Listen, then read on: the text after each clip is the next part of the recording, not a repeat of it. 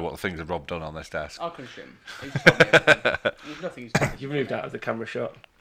Hello, welcome to Warhammer. I'm your host, Rob. We're live in the studio on Monday night. Bit late, but very happy to be here with two wonderful gentlemen. Hello, gents. Hello. One, brethren. So we're here with Mr. Simon Speckles. Hello, Simon. Hello, everyone. And our intermediate special guest host, Mr. Mark Wildman. Hello. How are you? Mark the Beastman, a huge celebrity here in the UK and Australia's most hated wargamer. Yeah, baby. Before we get on with anything else, how are you both? Tired? I've just come straight from kickboxing training, just to come to you. We really appreciate it, and also I really appreciate it as well. Loads of people enjoyed having you on last time, so I'd like to just thank you. Agreed. But It was a commentary last time. I think we need more of it. So I would just like to thank you again for coming on.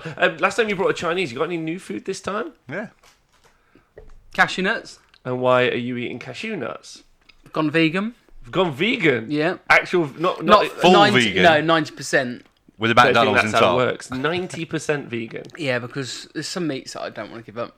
So I'm having a vegan-ish diet. Steak, McDonald's, KFC. No, I'm being a good boy. It's good for you. Yeah. You're a bit of... I don't know why I'm pointing at you, because they think I'm just pointing at them now, right? It doesn't really work. Yeah, it doesn't So work. where am I on the camera? Which way are you? How do you point at you? Yeah, how does that Where do I work? point at you? Okay, you just... Which one are pointing at you? I've just got so many things wrong there. Now I've got... you've just moved so far out of shot. Me? Mark. No. Oh, Mark. No, you've moved the camera. There you go. Right, got you. That's quite there you unfair. go. You're there. So point to this. Yeah. Terrible the podcast, but works for TV. Yeah. Why are you pointing at me? Are you pointing at people at home? Because, you had that oat milk years ago, didn't we? At your flat, Oat milk, yeah. and I took the mick out of you for oat milk, Yeah. and it wasn't that bad. Oh, you just didn't want to admit it. It was like having It's red taken milk. so long to go. I've got to admit. That all right. milk was fine. It was alright. Big shout out to my friend Anthony. Actually, when I was over in Nashville, which is we're in the Bible Belt of America, so those guys are all about red meat, guns, and not letting women control their own bodies. And he decided to just be a gent and just we talked a bit about vegetarianism while we were there. And I'm not much of I don't really go on about it. And then he was just he's just been I think maybe 5 or 6 weeks now. He's just quit. He thought. It was amazing. It was really fun. This isn't what the show's in any way about. I don't know why. Different twist. It's an introduction. Yeah. Give a bit of yourself to the viewers. Oh, right. Okay. Thank you, Mark. Yeah. As a long-time professional, I appreciate your help. Yes. I think you need it as well. Yes, that's true. That's so true. So, are you well? Yes. Good. That's Very. fantastic. Simon, how are you? I'm good. I'm tired too. First day back at work after 9 days off. So, yeah, tired too. Listen, we don't want much of you. I know. In this well, show. I'm not. That's it. They want more of Rob, but they don't want to hear enough of you. I do want to hear you. I do want to hear you. Why? Please That's go tell lies. us. Look at his eyes. It is like, lies. shh, shh. I've been playing Warhammer. You have. I can't wait to hear about that in a bit. What's that? It's kind of this thing that this vegan taught me about. So I just want to say hello to Scrivo in the chat, Heinrad, Reflex Dog Training and Painting, Retisante, Gitly, K-Dread. I want to say thank you to Old Boy Phil for subscribing for 18 months. And he says, I've got 3 dragons, a Star Drake, 3 Hydras and a Crybdis. What could possibly go wrong as an army list? That sounds fucking awesome to me. I'm not going to lie. It does sound... It sounds thematically cool. Ending on the Crybdis. Ending on a high. El Capitan WS10, hello, Heinrad. I'm sorry, I was meant to give up meat. Bacon wouldn't exist. That's fine. Vangelis, subscribe. I just want to say thank you to you. Hook and Pins here. Pete Pratt's here, all the way from Northern Ireland. Big love. Frank's here. Yo, what up, my dudes? So he's all the way out in America. Not sure where. And Reflex Dog Trainer subscribed for 8 months in a row, and he wants me to know that I love Skaven. He does. Rob loves Skaven. So if you there's a Patreon tier, and I just want to say thank you to everyone on Patreon. But there is also a Patreon tier that if you subscribe enough, I won't insult something for a month. and what do you feel about... Almost worth it. So I think Reflex Dog Training Painting has got about... So basically, if we pay you enough, you just won't talk. No, this is what you do. I just won't be on air. I just won't be on air. It's a fun little trick, because you go, Rob, what do you think of Skaven? They're great. And then he has to say 18, how nice they for are. 18 more days or something like that. Every now and again you go, that's Skaven. Love him. It's annoying. Mr. Teej, good evening to Templar. Thanks for subscribing for 23 months. It's our birthday next week. Wow. Watch out for those shows. It's also my birthday on Wednesday. Which 21 again? 21 again. Wow, you went a hard paper round. Oh my god. Okay. Anyway, LLV, how you doing? And also to everyone in Canada. Thank you to everyone who does subscribe. To everyone in Canada, big shout and love because it's Thanksgiving. It's Happy Canadian Day. We won't say Wow. Columbus Day because he's a mass murderer, but we will say Happy Canadian Day. Mm-hmm. Yes. That's exciting. Yeah, Canudia. Yeah, I'm so excited by that now. Oh, wait, what, Canada? Yeah, You like Canada? it's all right. You're not bothered? Is Bit icy in some places. And some of them speak Francais, oui, don't they? Move Did on. we already talk about... Move on we quickly. haven't talked about anything yet. He can't afford another continent to hate him. Yeah. You already... You already took out Australia. Listen, All of us Leave know the that I need 3. I need a hat trick. Hello, Scrunty Hugh. Right, so the subjects for today are obviously the first section is going to be the news. Yes. I'd like to hear about how you guys have been getting on generally in Warhammer before we get into the news. And then after that, we've got 2 rundowns to do, if you're excited. Both Battle Mages, so Free Cities Battle Mages, Nice. and Phoenix Guard. Because they're pretty cool. Both armies are pretty cool. And they obviously are in the same book, so you can kind of get a feel for both of them. Okay. And I'd like to hear what you 2 think about them. Yes. Yeah, if that's okay. So, Serbator, hello. Trading Post 91, hello as well. And Grubby, thanks for subscribing for 14 months. How much do you need to donate to make Rob say nice things? $100 a month. Wow. And also, Mega Jebicus? I'm glad he's saying these names Mega right. J Pegasus, which is a great name. Hello, finally made it my first one. And Hawkeye, good old rundown, that's right. And hello from saying so's Coltar SPS. Hello. Hello to everyone all around the world. Right. You played in Warhammer this week, Mark. And Twitch chat also the same. Warhammer this week? Yeah. No. Have you played any Warhammer since you were on last? Yes. Age of Sigmar. Yes. And have you generally found it so far? What have you got a TLDR about Warhammer? Right, I went to Facehammer. Great work. That's when I saw you there. last saw you, yes. And yeah. also OJ, hi, Owen Jackson.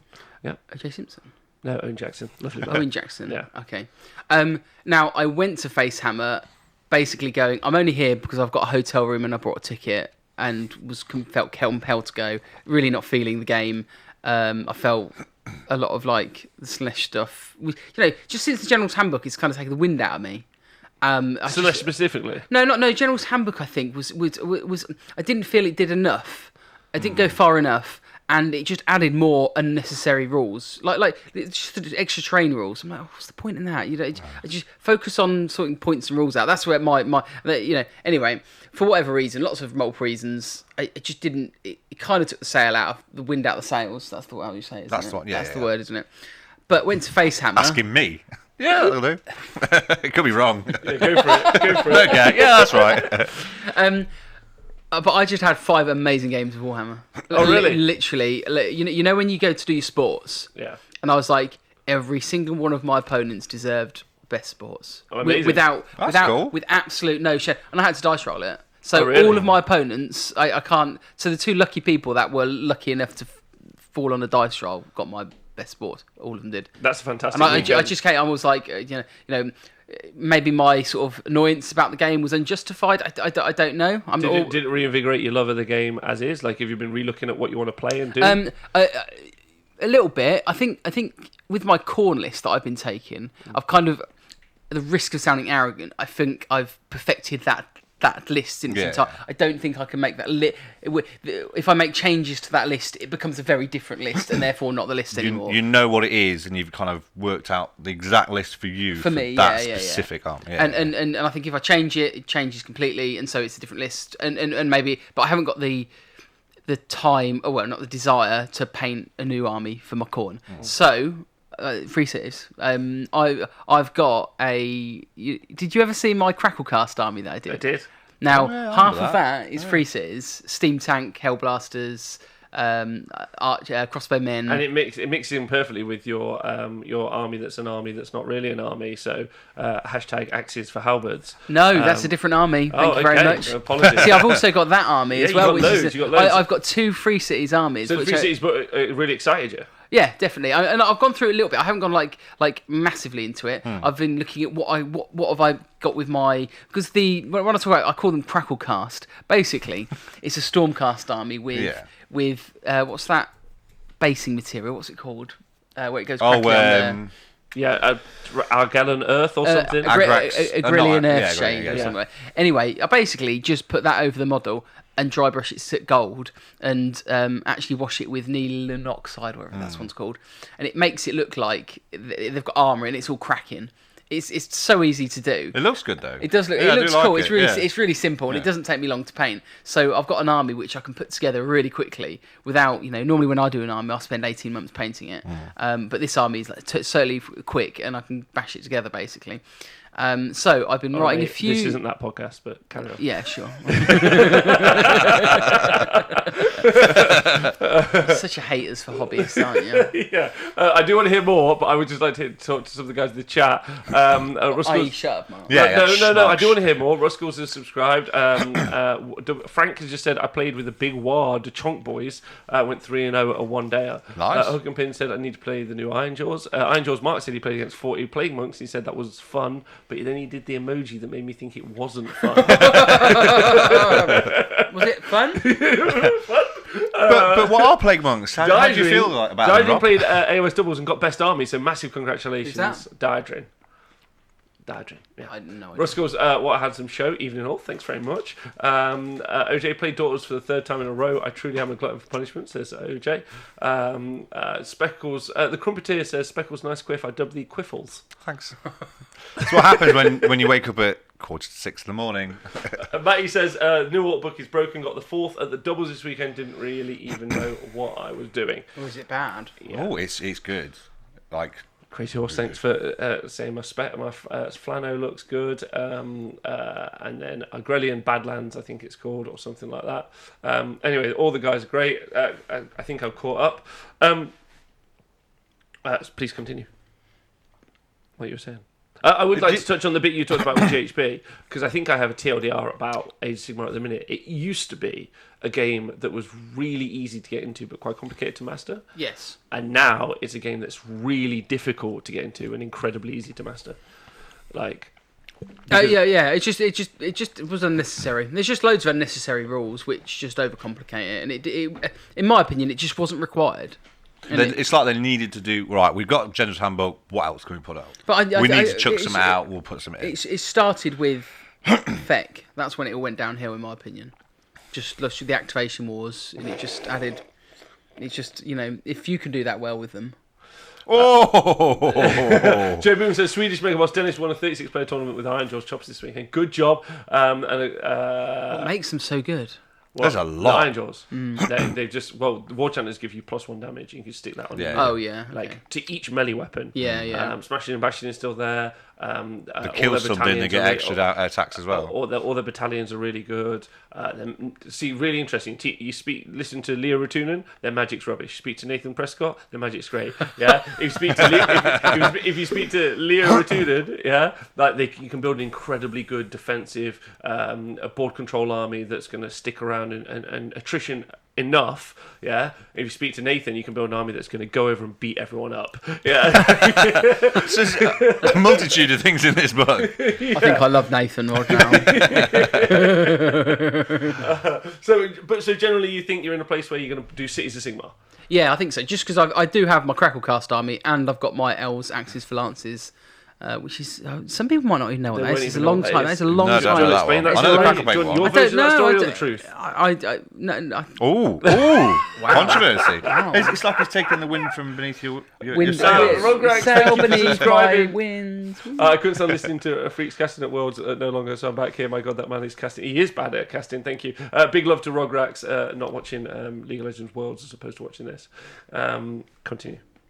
I'm gone. I'm dead. Rob's like the advert for you in the story of Mark. He's like, So basically, yes. The short answer is yes. I've got 2 potential armies which were for cities, and yeah, I'm still slow at the moment. I'm currently reading the Space Marine book still to see what I can make. To be fair, that's also a huge tome. Yeah. Oh, it's I just and then looking at the options with that. I know it's not 40k in it, but because I'm painting my Blood Angels like religiously, I'm looking at that as well. So Can Iron Hands be red? You see, I even knew about this. And no, I but don't you can play make 40K. your own though, because you can make your can. own, so it's fine. So I'm can. looking at how I can make mine. Anyway, so I've been doing that as well. So I've not been as sort of like properly on it with AOS. However, it seems quite exciting because there's just so many choices. Yes, well, we got some great news. Ironson's wait, hold on, pause here. I just want to say a big ho to him. Matty says Ironson's charging 20 hard boys with 2 damage each in your opponent's charge phase just deletes anything out of nowhere because they can charge. They've got a command ability to allow you to charge in, or maybe I think so charge in your charge phase, which is a really cool counterplay. Like Corner got stuff like that. Yeah, but it's But you're not damaged too with. No. With a lot of attacks. Also, and mainly they can hit on 2s pretty much. Nikos, big love to you. Watching from the toilet, says Chris Danish, feeling a bit low, so treat myself to a sit down way. Always do that. Yes, and take do that. photos of yourself as well when you're doing it. I was on the toilet for 15 minutes this morning reading the Space Marine book. Gareth came in, he's like, "What are you doing?" I was just reading. Okay, good. Speckles, you played Warhammer this weekend at the doubles, as did some other people. Do you want to tell us about that? I had some fun. I played. First game, 3 cities, 8 steam tanks, and 2 ordinators. Oh, nice. Was that fun? It was. It was really fun when they shot 8 of those cannons at my Terrorgeist, and I saved 5 in a row, 5 6-up saves. But they loved that. They just couldn't believe it, and then it survived. And on the Archregent and the Turtle won us the game. Oh, congratulations. Yes. That's Oh, good. so you won. Yeah, we won. Yeah. So, overall, no, good for your games. Yeah, then flyby. Well, we played some. What did we play? We played Slaanesh and Ironjaws next. Just stuff that stands out. Slaanesh and Ironjaws next. Yeah. That hurt. You did enjoy that. No, it was good. It was a good game. We did whiff up.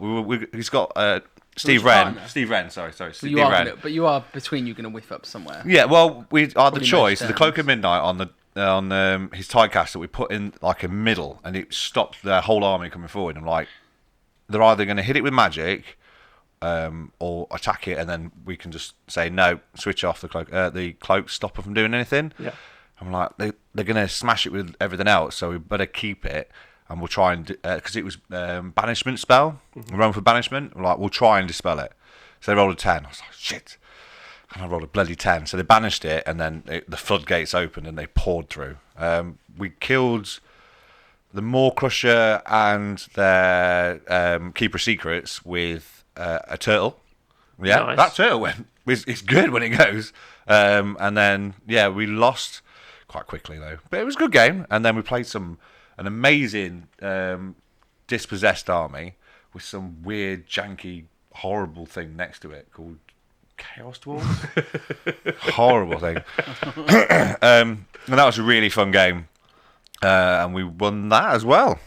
And then we played game 4. Who did we play? Think. We lost it. Classic. Standard. Oh, we won 2. We were right. Oh my God, who did we play? Move on. Game Yeah, 5. I'll come. Yeah, if I remember, I'll come back. Game 5, we played Slaanesh again with Beastcore Raiders. Awesome game. You know how you beat Slaanesh? 1,000 points of it. Doesn't last that long. Oh, right. Just give it half its points. Yeah, if it's half points again. Did it not all come back though? Well, no, because he had a keeper and he had the mirror people, the one with the little mirror in the middle of it. Yeah. And the one with the Contorted harp. epitome. Yeah, and the harp. And the Vargov went crap crazy. He did 20 damage to his block of 10 The Contorted Epitome in the fight is way too good for how cheap he is. Oh, it Who's died that? like Contorted Epitome that. is way too good in a fight for how good No, it is. it died really fast. To- A Vargolf. Okay, alright. A Vargolf, of all things. And the ghouls they've took... got potential though, Vargas. Yeah, because we shut the Vargolf and the ghouls in, and it took a couple of wounds off the Vargolf, and then, bam, it took it out, and then we took all of it out on turn 2, because the whole army had gone, and he just went to the bar. And then we just had an amazing match where one Stonehorn took on the world, killed 2 Terror guys, a turtle, 3 eels, something else, and we just kept throwing things at it, and it just Stonehorn with ethereal Stonehorn just kept battering the crap out of it. It was They were, amazing. at one point, the terror of the Mortal Realms, those Stonehorns. It was so good. Well, no, because it was his and also artifact. in the chat is one Frostlord army. Hey Speckles, Beast Core player here with the last standing Frostlord. It was amazing. Such a good game, Yeah. and meeting you. You guys was should be awesome to meet friends, you. because that's normally not the case. Yeah, I had a really, really good weekend. Really good weekend. Doubles are always the best. Doubles are always the Always best. good. Always yeah. good. It makes me very, very excited for Crimbobo. Yes, because that's a doubles I really event. can't wait so for like, that. I'm very, very excited about that. Yeah. So yeah, that's going to be good. Yeah. I wish I could have gone, but I was moving house, which is nice. So I enjoyed that. I did beat. Doubles this weekend. Yeah, You moved house. Yeah. Give me, He's a give me the grown-up address now. later. Yeah, I got an actual achievement I've always wanted. I always wanted to have my army nominated for painting. Now, can't really say all of it was mine because I was with Steve Wren and his army made mine look like Play-Doh. But I was well happy. I got my army nominated. I was just happy. to It's have it so done. good when you get your army in the cabinet. Yeah, it's just one of those like wow. Because Steve. It's a dream I've never had, and so I don't care that I'm never going to get it. It was a weird because Steve was like, "Look, I can't obviously. I'm not going to chuck my stuff in there because me and you've been nominated all the time." I'm like, "No, I haven't." He's like, "You what?" I was like, "I've never been nominated to go in that cabinet. It's like a dream that cabinet to get in there." And he's like, "Okay, if they ask, then we'll go in." And then they come over and they said, "Look, Steve, we want to put you in. Obviously, if you don't, that's fine." Sorry, hold on. Can we just correct that? Sorry, Steve's staff came over and asked their boss if he wanted to get put inside the cabinet. Is that correct? It's true, but if you looked at Steve's army, Steve Wren's an incredible hobbyist. He's a super nice dude as well. Yeah. And now he looks at me in the eye. We're best friends. That was just a thing from years ago. He'll remember. Big love. Maybe. It is difficult to look at you in the eye. I don't blame you. That's true.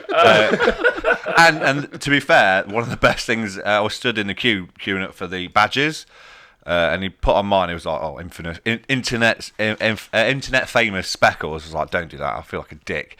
And then Nikos come over and went, "Oh, I love Realm of Battle boards." Nikos put on his. Okay, good. Well, congratulations on that, and congratulations on all the doubles. They're always fun. There was so many I personally amazing think doubles armies and there. team events are probably the best version of Warhammer. Totally. Yeah, 100%. yeah. It's weird actually because actually leading up to Crimbobo, I've got a ticket, but I'm like, do I really want to go? Because I'm taking half my toys. That's where my the lead up to it. But I just know every time I go, I'm like, this is why When you do doubles, when I do doubles, or team events, you know what I mean? It's just they're just better. Yeah. So your other job's like looking after old people, isn't it? Kinda. yeah. There's a really old bloke that is looking for a partner. He's like ancient. I know we've sorted him out a partner. Have you? Yeah. Oh, sorry. He might be doing it with John Lambert, so he's getting an Australian partner. Wow. I wouldn't mind going that old man, but I think I might. Well, I thought you'd have to change his catheter. I thought you weren't keen on it. So I played some Warhammer this week as well. Yeah, I played you did? Speckles. We did an entire day of gaming. Yes. Which was tumultuous to different degrees. I'd forgotten about the activate twice for FEC. I'd spent a good long while. Did you just whinge for an hour? Yeah, well, maybe Oh, more like, no. more like three. It was more than one. More like three. I'd just spent a good while writing my first Halahart list, put it on the table. Speckles was happy to let me do some proxying. Then got to the tabletop, actually saw Speckles' army and went, oh, we playing focal points. I was like, oh, I've lost.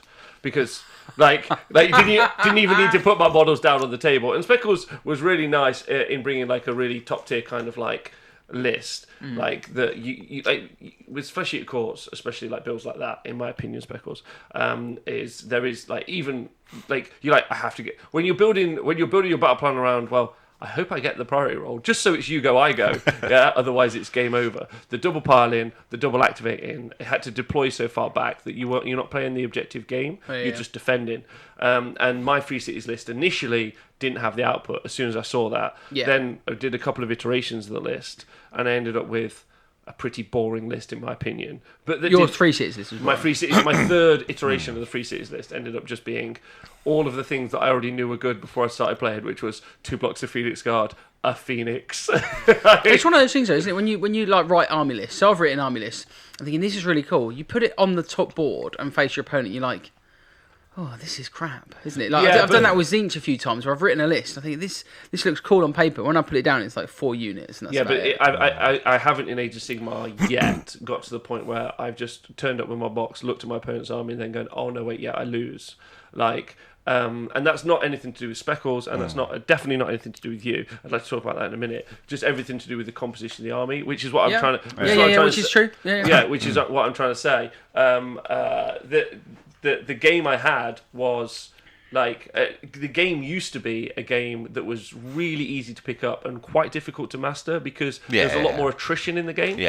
But now it's a game that's quite complicated to pick up because you need like 14 different books and you're not sure where they come from. And also, where are the mercenary rules located? Forbidden Power. Yeah. You know why I know this? Because I was slightly gutted because in my Fire Dragon list I was like, oh, I could put a giant in it. It's a merc, and it just an epiphany while on the toilet having a sit down wee. I was like, 160 points, it doesn't fit. Mortified. So if we could make that 140 points, and I'm sure Nathan will be on that, I want 5 Terrorgeist and a giant. Yeah. I hate to Ian from Just Play, by the way. So it was a bit disheartening, and what was mainly disheartening, me and Speckles came to a bit of a head, like which was an impasse. An impasse. Which Speckles was like, I just want to have fun. And he was like, I don't have to attack you with everything. And I was like, please don't do that. Like, please don't treat me like a child. Right? Because I'm but not. There's that like. See, I think the conversation we've had in the past is like you can take those sort of negative play experiences. And as much as we say there's bad rules, I mean, in my opinion, sort of bad rules writing and not great. However, if you sort of like try and embrace that and see like, well, how can I build an army to fight that? And I think I've always done that sort of like in a very subliminal way by taking like crap armies. I don't often take like top tier art. I take strong armies, but handicap myself a little bit to be able to compete. So I think that's really interesting. Like you can have those. Oh, that was shit. But actually, it's a new book. It's brand new.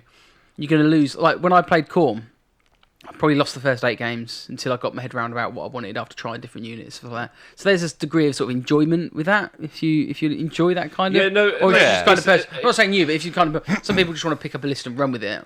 Yeah, I really enjoy that.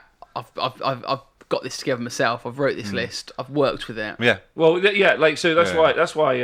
The thing that I did was like I went back. So we played it out all day. Yeah, like 3 games. 4, same scenario, same size. Just kept rattling them out. Yeah. And thank you for that, Speckles. No. And then when I got back at home, Nathan was there, and we were chatting away, and I was just explaining the problem to him, and I was just like, I have to deploy like 9 inches away from my 15-inch deployment, otherwise I'll get hit with maybe 3 Terrorgeists, or maybe 2 Ghoul Kings on Terrorgeist, piling attacking twice, or maybe 4 of them doing it twice.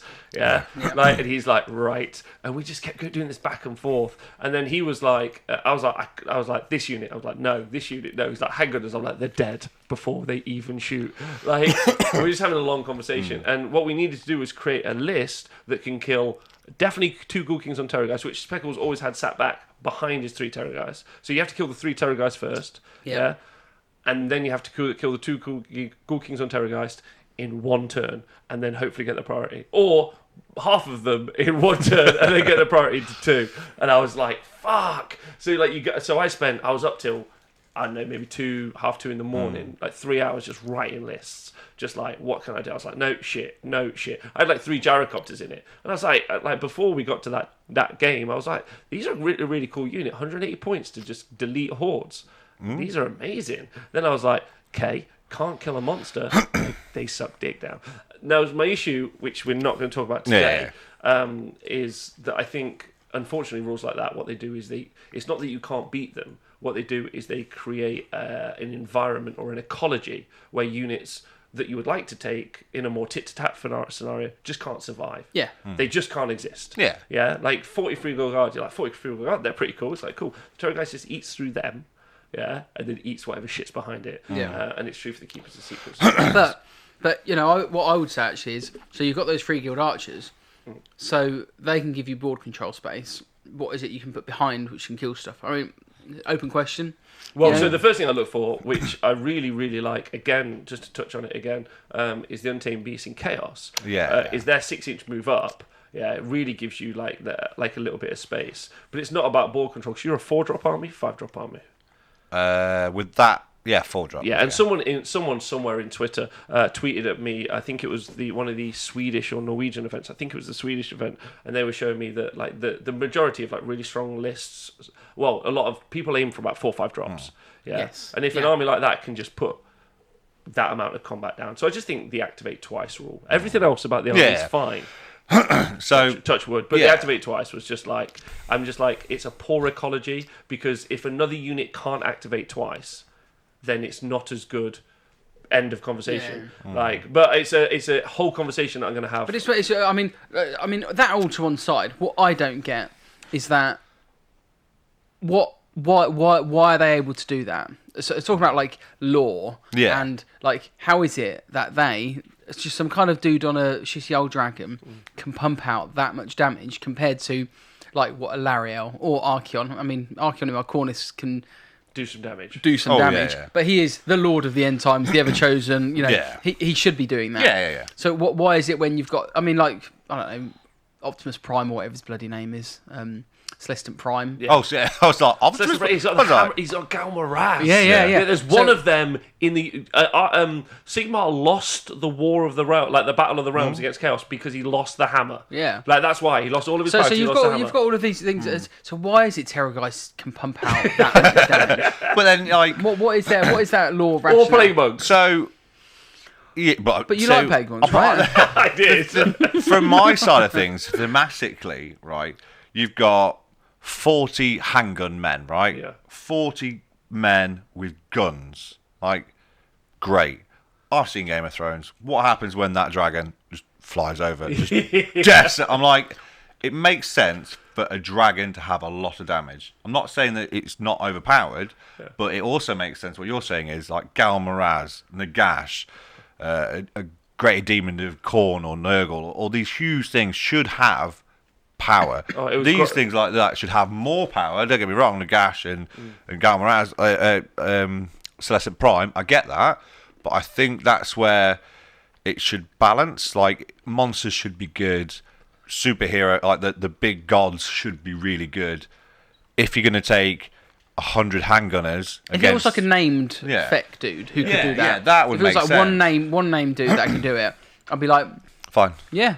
Nagash is the Lord. Nagash should be able to pump out this much damage because actually he would. Yeah, agreed. Yeah, agreed. And those are all good points. And I don't understand this. Not some idiot who thinks he's a Bretonian knight on a dragon. And I don't want to stick on this. I don't want to stick on this for too long because I'm going to have a conversation with someone else. Because I ended up putting up on Twitter that I was like, it's just bad rules design, and I really do think it is. The activate twice. That's the only thing I'm talking about.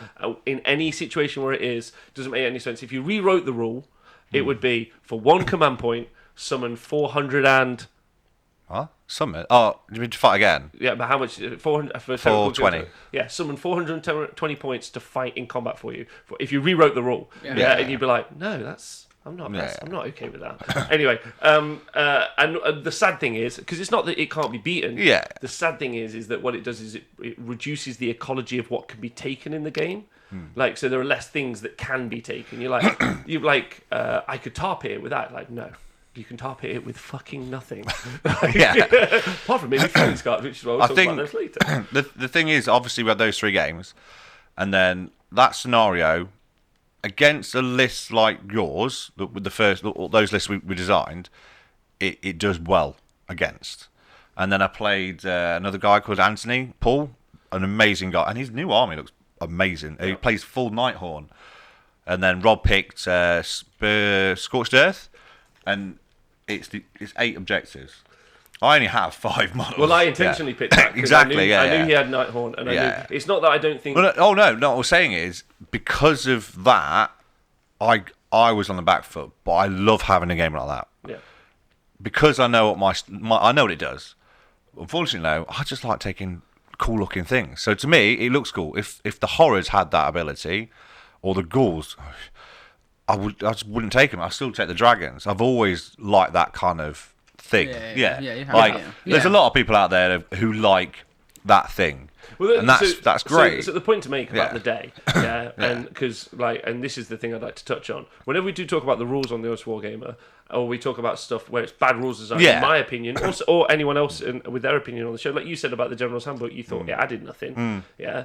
What we're never doing is attacking the player. No. It's always something important. Like I've stopped saying that. I used to say that in the earliest editions of the AOS Wargamer.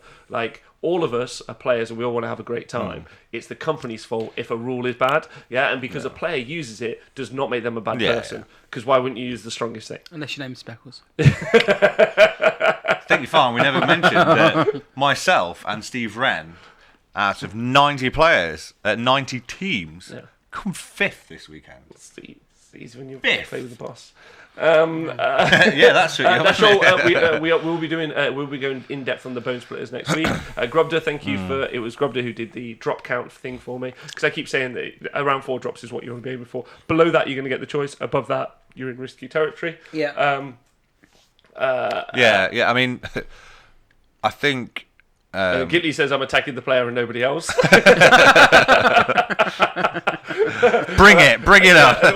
There are some players I would quite like to attack. Pardon me? There are some players I'd quite like to attack. I don't encourage that in any way. I just want that said. To be fair, I still AOS like to Chris take. Speckles says, "Hi Speckles, we played game 5 at the weekend, mate. I was Slaanesh. I've not yet spent my 58 depravity points yet. When you kill an entire Slaanesh army before spend any, it's really fun when they sit there with loads of dice counted up going. He just went, I'm going to the bar. It was I have really no good. sympathy for that man. Right. So there were some events at the weekend, and I'd like to touch on that because it does go to prove that as much as we might talk about the power of some armies or bad rules design, it doesn't mean you can't kick ass without those things. Specifically, I'd like to talk about the Michigan GT over in America, because a big fan of mine, Ghoul King Bill Souza, smashed it over there with 5-0. He was the only 5-0 player. Anthony Lawrence came second, 4-1 with Daughters of Cain, and Jake LeCure met him in Nashville. Jake LeCure, a very good-looking fella. Yeah. Very awesome surname. Really nice man. Show me. I'll show you later. I'll let you add him later. I want an Hold on. on-screen look. It's too late. Jake LeCure went 4-1 with the Legion of Asgore. Oh, Right? Daughters of Cain second. Anthony Lawrence, well done. That, they tend to do stuff like that, but I'm sure it's still a great performance. Jake LeCure, though, with Legion of Asgore, 4-1. One of the best performances in the world ever. With Legion of Asgore, apart from when I win the doubles. But We that's just fine. get some white noise over that. But Bill Souza won, and this is really important, with Grand Alliance Order. Yeah, and in his list, this is really cool. He's got an Ooglu mercenary company, a Rampage's leaders. So he had an Aether Chemist general, and he had commanding trait inspiring. Artifact was the spell mirror, and he had a Skink Star Priest. He had the Tenebral Shard with the Sword of Judgment. He had 30 Arcanaut company, Nightlight Skyhooks, 10 free guild handgunners, another unit of handgunners. He also had 10 Skinks, another 10 Skinks, 12 Pterodon riders. He also had 12 Pterodons. Yeah, we hear it this. Yeah. 40 Chaos Marauders as mercenaries. And then he had the Shadow Strike Star Host. And then he had the Soul Screen Bridge. And I honestly don't have a fucking clue how you play that list. You're reading the character. I was like, what are they? Are they even in the game? Has he just wrote in his own models out? I've got the Tenebral Shard. You're like, oh sweet, yeah, I've got the Tenebral Flux. right.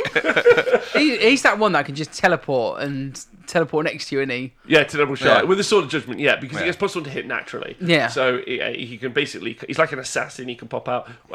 It's just great. Awesome.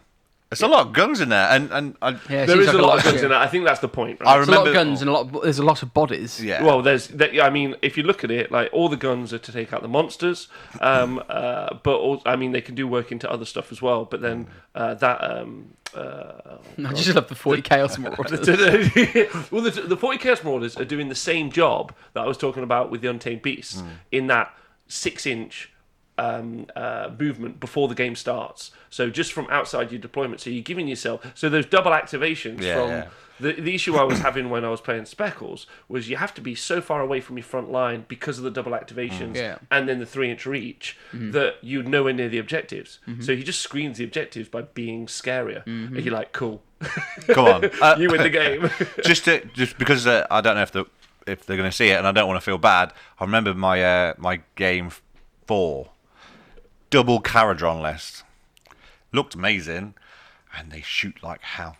And you know how they won? Yeah. They just refused to fight and just stood on the objectives, because me and Steve Wren may have made a tactical error at taking hold and only put 3 eels on our deployment zone. So from the beginning, we never could have won. First game though, How's them fleshy courts though when you play them? Easy peasy.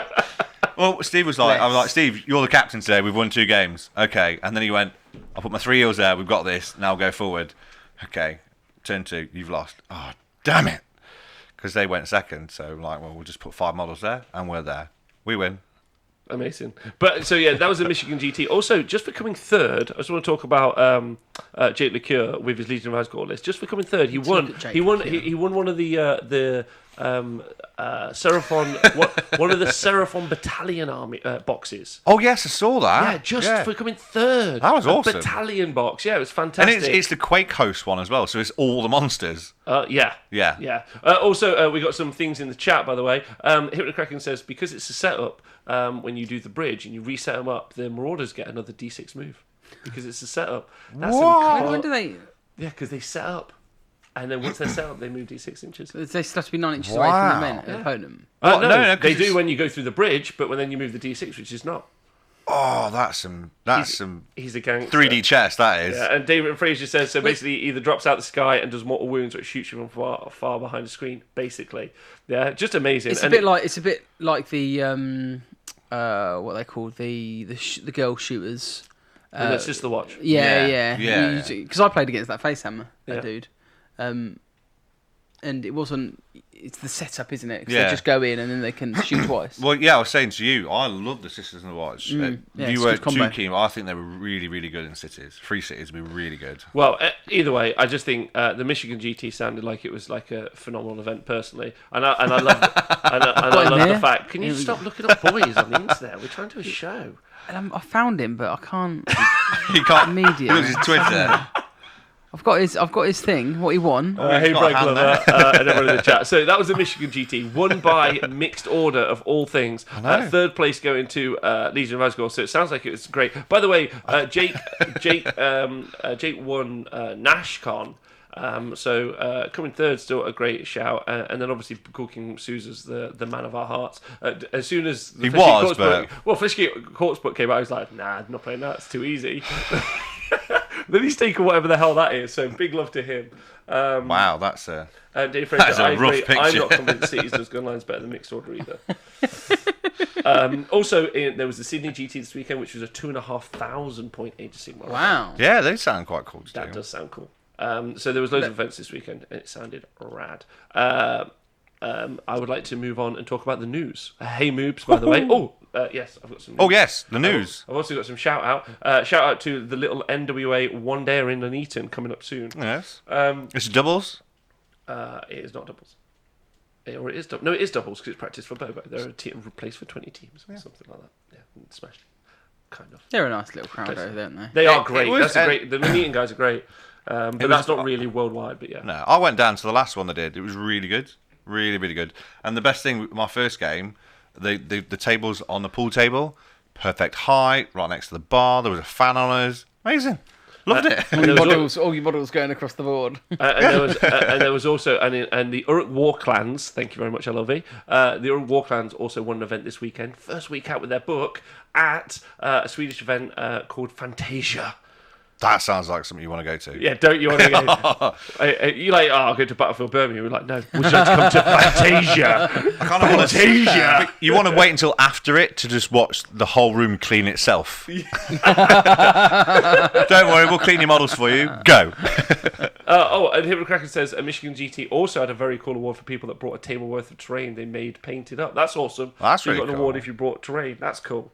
That's really cool. Yeah, that's cool. It sounds like it's an event that's actually going from strength to strength, so I want to keep my eye on that for next year because I know that the guys said that they gave some pretty crazy prize support out, and everyone who I've spoken to have said that it was a really, really great event. So, I'm going off that. It's not hard to do good surprise support, is it? Okay, Quite hard to say it though. Yeah. It's not hard, is it? You know what kind of Put a bit info would money be into good it. in this? Yeah, that's true. Right, and also we're getting some trains sent over for the Honest Wargamer. So the Honest Wargamer, I can announce some of this now.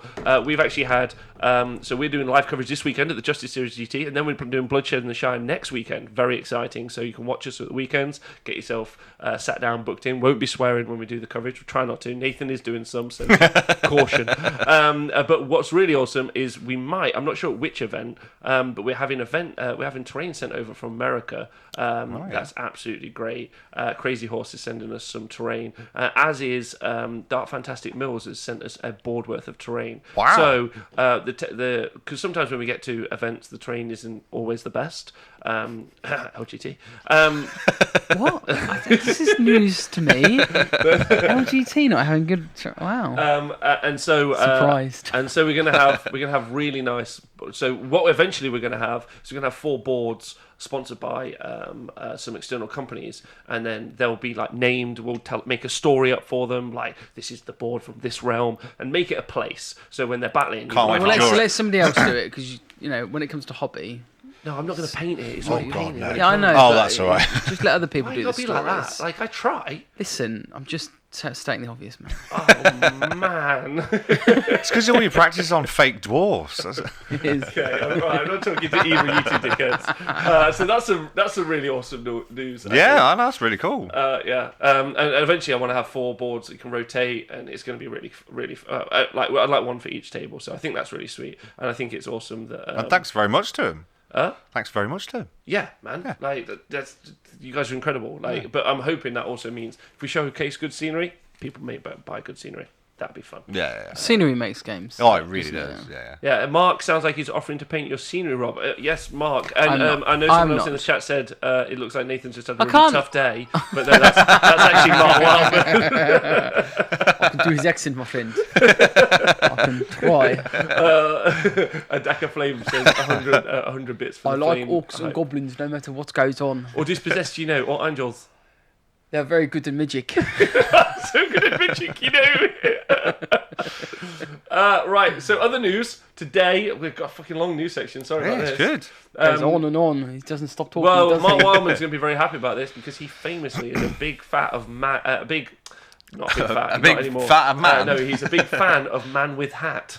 Yeah, necromancer with hat. Necromancer with hat. That was amazing. Favourite. But then we've started to see more and more OCR Bone Reapers, or as they're forever going to be nicknamed. Are we all okay with this if we call them the Bone Daddies? Well, you say this, me and Nick Thompson, WS10, have decided for the next Throne of Schools, we're going to go as doubles partners and call ourselves the Boner Boys and try and take a double ender into Warhammer Worlds with double Ossiarch Bone Reapers.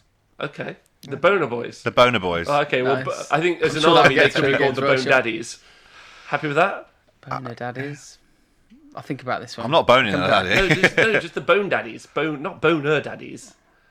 Don't want it to be Think about childish. boner. That'd be Oh, childish. we did say the double-ended Boner Boys, but I'm not sure they'll put that up on the big screen. Got a nice hat though. I saw he had a nice hat. OJ says Bone Bros surely.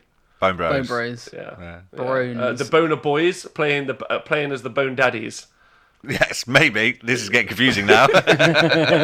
Stuart Hastings just showing what I've missed. Nothing. Absolutely nothing. But we're having a great Couple of time. boner jokes. However, they showed that we've seen some more.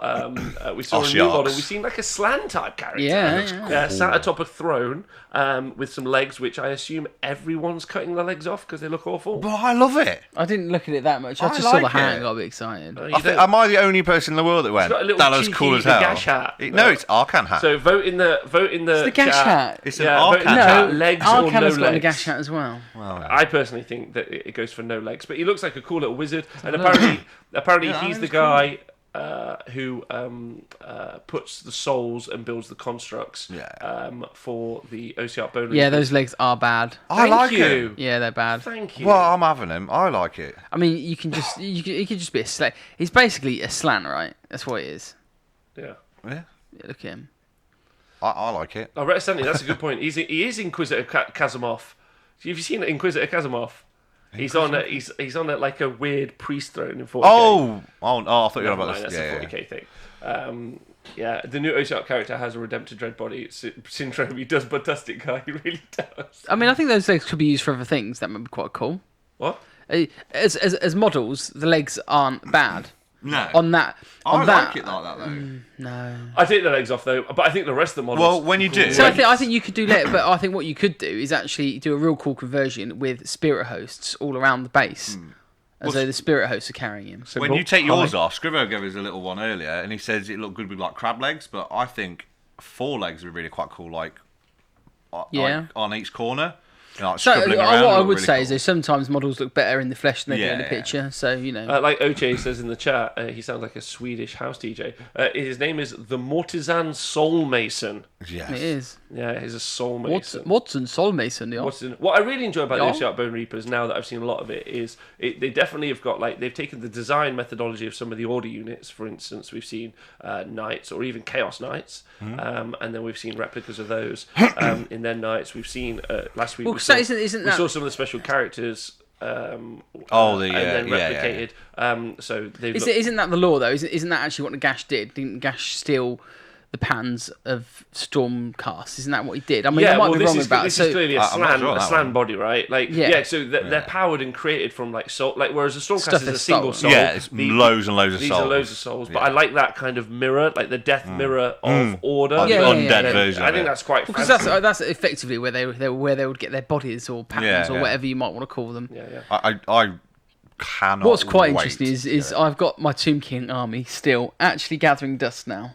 gather a little bit more dust. Nashel, I know And I'm you're like- super excited. Sorry to talk about Bone Splitters with me and Nathan are going to be talking about next week. I promise. Sorry, you were saying. No, you carry on about Bone Splitters. I'm going to eat my nuts. But the catapult looks amazing. Am I right? Like you said, it looks massive. It does. It's on a large oval base, so that's going to be really big. It is really big. Really. I It mean, is I like. really I mean, what the thing which sort of I really like is they've taken the Morghast armor and just turned it into an army. Yeah, but I've got thankfully, it's the only thing that I've got like a pattern and a thing in my head of how to paint it. Because I've done a few of my the archives already, so mine's set. I know what mine's going to look like. Yeah. See what? So what I'm going to be really disappointed here. This model looks amazing and it's going to be massive. I reckon it's going to be one shot. Hits on 4s. It's on a 4. Puts wounds on a 2. -2 D6 mortal wounds. D6 wounds. I reckon that's what it's going to be. So nobody's going to take it. I think, and I know it's a bit bonkers and out there. I think it's going to have like a blast radius. And it sounds crazy, but I think it's going to launch something, and it's going to scatter out A bit like like the 40k kind of. or no, like no, Boom. that's not been there a while. But like yeah. like the Celestant Prime with his shooting attack. with Yeah, everything yeah. within I X. think it's just going to go. Okay. No, All right. we'll see. I think it looks great. I'm looking forward to it. I'm assuming that the pre-orders are going to happen this weekend. gotta be. It's got to be. If they don't time it to do with Halloween, they're literally. But It's the point of Halloween. but it's this weekend. Not that I've told you earlier. It's Armies on Parade, so everybody in a Games Workshop store. Templar. Everybody's going to be in a Games Workshop store because it's Armies on Parade. Right. So everybody's going to be in a store. Buy it in the store. Well, buy it on pre-order on the it? store. A bony Death Strike missile would be really cool. Daka Flak of Flame. A one shot hits on the 4, but you can re-roll it as many times as you want for 1 CP each roll. Right. Anyway, so there's not much else to talk about this from that because they haven't announced much Yeah, more. no, I think that tomorrow. I reckon this week they're going to put some. So it every might either day. be on pre-order this weekend or next weekend, but then it will be in like I imagine. I don't know it'll be if- in waves, like 2 or 3 weeks of Yeah, they'll bring models. some out and bring. They've not Yeah. even like for example, I think it's going to be slow because look, I mean the Space Marines book that came out, the Impulsors still aren't out yet, No, which makes no sense to me. same. But they might maybe they're just trialing it. though, so you don't need to buy anything else. So you're good. So they won 7 tournaments this weekend. They won 7 tournaments this What weekend. Iron Hands did. Yeah. Wow. Isn't that like Space Marines? Nobody ever takes Space Marines. One book, everyone takes it. No, they've taken one specific book. Yeah. It's just a supplement, isn't it? It's not And they're even- on. Thank you very much, Liam Jordan. They're on pre-order, and Dave Fraser. They're on pre-order 27th of October. So that's what we can predict. it's Halloween Oh. weekend, isn't it? So the next piece of news. So this is a log section. Is a piece of news that let me explain to you what happened. I got a message off Nathan Prescott in all capitals, and it said this: "Ha ha ha ha ha ha ha ha." Then a picture. Then He's done that in multiple. Then I wrote, people. ha ha ha ha, I've read it, ha ha ha, and he put, ha ha ha ha, ha ha, stopped, wrote another message, ha ha, and then fuck. And then he said, this is what those, insert words, have been waiting for. And I said, yes. And I put the book's basically busted anyway. Anyway. So today we've seen leaked. Have you seen this yet, Mark? We've seen leaked the new Slaanesh rules in White Dwarf. White Dwarf have got a bunch of new Slaanesh rules, specifically because they need them. So before we get into it, do you know what the rules are that have been? Yeah. I saw it, but I didn't read it. I was doing okay, sweet. Like working like everyone else does. You two and everyone in the Twitch chat. Before we get into the rules, how would you describe the Slaanesh army at the minute? Like, so I've only played it once. Okay. Generally, it was one of those ones where a real head scratcher to think about how to play against it. Now, I obviously knew a little bit about it. What were you playing with? My Khorne, which does have a really good counter with Archaon and the 6-inch piling. Is a really good counter. However, I didn't Slayer Kings anything. It's actually Slayer Kings is really good against Slaanesh because you just take the model off. You don't do any wounds to it, so I don't get any depravity for it. But I didn't roll any double sixes, which I've done when I was at Bobo. I double six something throughout in every game. Yeah. So for me not to do it, I think 4 or 5 times for attack with Archaon and not to do it, it was like Anyway. I didn't think it was that bad, but it was just when it started summoning the demonettes to claim objectives, it felt just a little bit too much. So for me, in all, I was like, just increase the summoning costs. Okay, but I've had one game, so you know. So your current issue is you think the summoning costs are too low, or they get depravity too easily? No, see, I had this... either or, I guess. Yeah. You know, if it could be, yeah. I think they're the same answer. You deal with one of those. Yeah. Okay. So thematic, like we had this conversation. I was playing the Slaanesh guys at the weekend. I played 2 lots of Slaanesh, and I think thematically it makes sense. They get depravity when they kill stuff and when they take stuff. Makes sense. So I think the summoning points need to go up. Okay. I mean, it makes sense. You took damage, I took damage. It's kind of in the lore. Yeah. So put the points up because it is. I'd say it's too cheap. But I guess when you compare it to the likes of Khorne, yeah. So for me to get Zinch or even Seraphon. If I want to get a Bloodthirster back, I need to kill 8 units. Yeah, so I compare it to Zinch. Like if I want to summon a Lord of Change, I have to even when I spec the best casting I can spec, like I have to cast all those spells. And then maybe on turn 4, I'm putting a Lord Change down. Yeah. Well, I worked it out on average with the normal army. You need about a game and a half to summon one Lord of Change. Yeah, and obviously you don't get to keep. You don't get to keep the points over. I wasn't including those rules. and then you have to cast them, which requires you actually to do stuff. Yeah. I think the current feeling about Slaanesh, before we get into the Locus, is that obviously when you just put down 2 keepers, or you put down currently the most seen build you see Supreme Cyberites because you get max characters, and with max characters what you do generally is you've got depravity just in stock in the characters' bodies, and then if they do any damage you've got depravity on top, so you've got about in Supreme Cyberites those builds you've already got a keeper to summon already, like before you even deploy. And I know Seraphon do some summoning, but bless them, they're in a tough time. And Seraphon literally don't cast spells so they can summon. That's their mechanic. So they literally lose a phase in order to summon. But in Age of Sigmar, you want to kill stuff to win objectives and debilitate your opponent's army. I'll tell you what would be quite a cool thematic thing for him. Obviously, like the Seraphon sacrifice spells, maybe you could get Slaanesh to sacrifice wounds to summon stuff. Or something. Cool. But currently, we all are pretty certain that the summoning's dumb. The tournament results recognise that. They're on about an 80% win rate. Think you're fine. I've beaten Slaanesh twice and lost him once. Okay. And I'm Speckles. With fleshy courts. Yeah.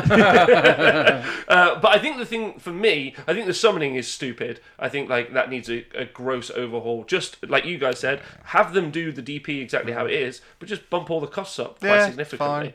The other thing is that balance between wanting to have it in the game but not make it so high it's not worth it. Wasn't Zinch quite easy when they first got it?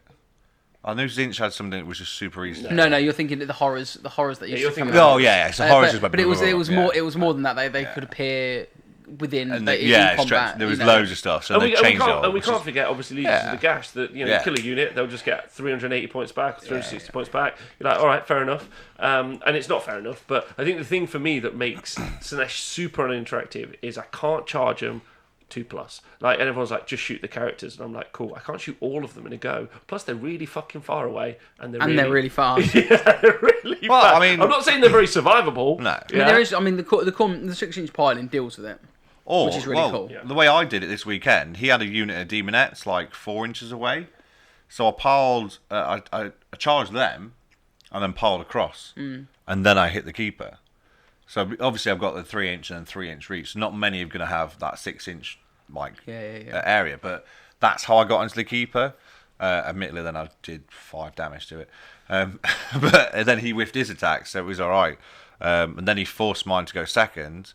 But as you say, Feck have quite a good little mechanic. Doesn't matter if you kill them; they're going to kill you back. They're going to activate and then Anyway. activate again. So Yeah. on par, they're But- all right with it, right? What? So if you're looking at those armies together, so Slaanesh versus Yeah. Feck. Oh right. no, but I think Slaanesh no, I should don't want to do that because No, I think because again going on the same conversation we had earlier about the ecology of like so the environment in which you can put models. I get that. Yeah, totally. I get that. It really lowers it, and the depravity is dumb. Like especially when you look at multi-wound models. So you look at your army and you think, well, my strong unit is let's say my Zangor Enlightened is my strong unit. You're like, well, that's 3 depravity points per model. So actually, do I have to put down 30 Zangor? It's like, well, okay, they're going to get one away each. But is that like you literally have to spec for only that army, and that army is doing incredibly well. But I think the 2+, the Loci, is the one. Even just make it a 3+. I prefer a 4+, but any other army, it's just stupid. However, they released a nice narrative battle. The hosts of Selesky, the battle traits. So basically, this is a host. What's that all about? Did they forget to put it in? No, they just wanted to sell White Dwarf. Hey, they did. Well, no, someone's taken one fit picture, and then we've all got it. Yeah. We just show me the physical copy, then you can use it. Yeah, agreed already. And then on. watch White Dwarf go. Yeah, I'm going to put that in. Must supply original copy. Just so I can just stick on this point that we were talking about when you and me had this chat on Friday Speckles.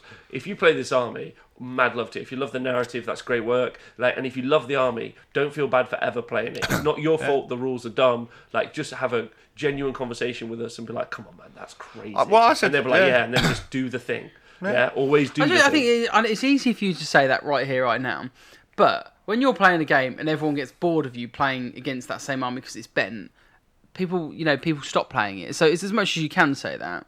Yeah, but I don't want the people at home to think that we're ragging on a person, and I don't want someone I get that. I don't want someone sat there painting their models and be like really excited, because I know I get that, especially once you built it and you started adding the layers on, you're like, this guy's awesome. Like fake dwarf things. What? Wow. I'm also saying, Rob adding layers. Whoa. Easy now. I've done some blending recently.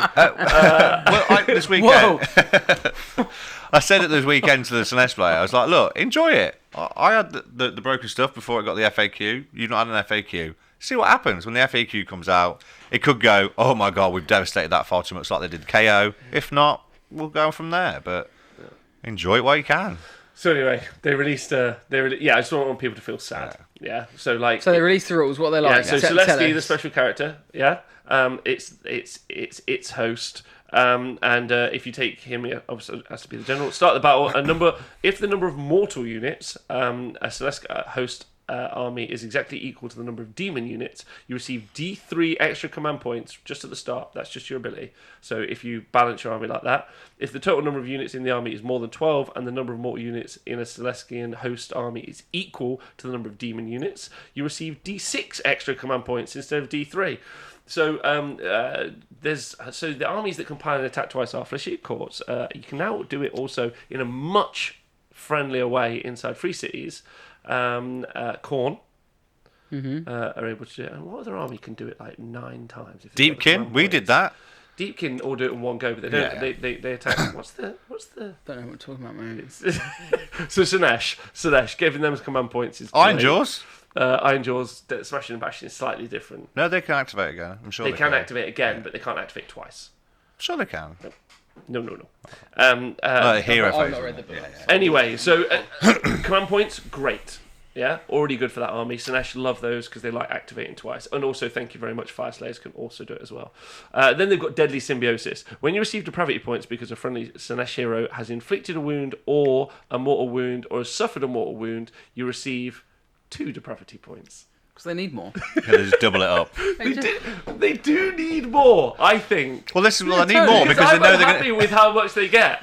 Well, no, because they're going to put the points up for summoning double the amount. No, I disagree. And then you give them double the amount. I disagree. Because you know how you played that guy and he had 58 depravity points? What I want is a Slaanesh player there with 180 depravity points and him be like, fuck, I haven't brought enough stuff. And you'd be like, sucks to be you, sunshine. Sucks to be you. To be fair, He's just though, ran out of board space, though, at this point. Physically what's can't my- get any more on. Yeah, but but it still he'll sucks have- to be He's you. like Bezos. He's like, what do I do with all this money? Like, I have nothing to do. there'll be some dude there who's going to have that many points and 0 heroes left and go, what the fuck? What am I going to do? Anyway, I've done What some... is that all about? Why have they released that after the book's been out?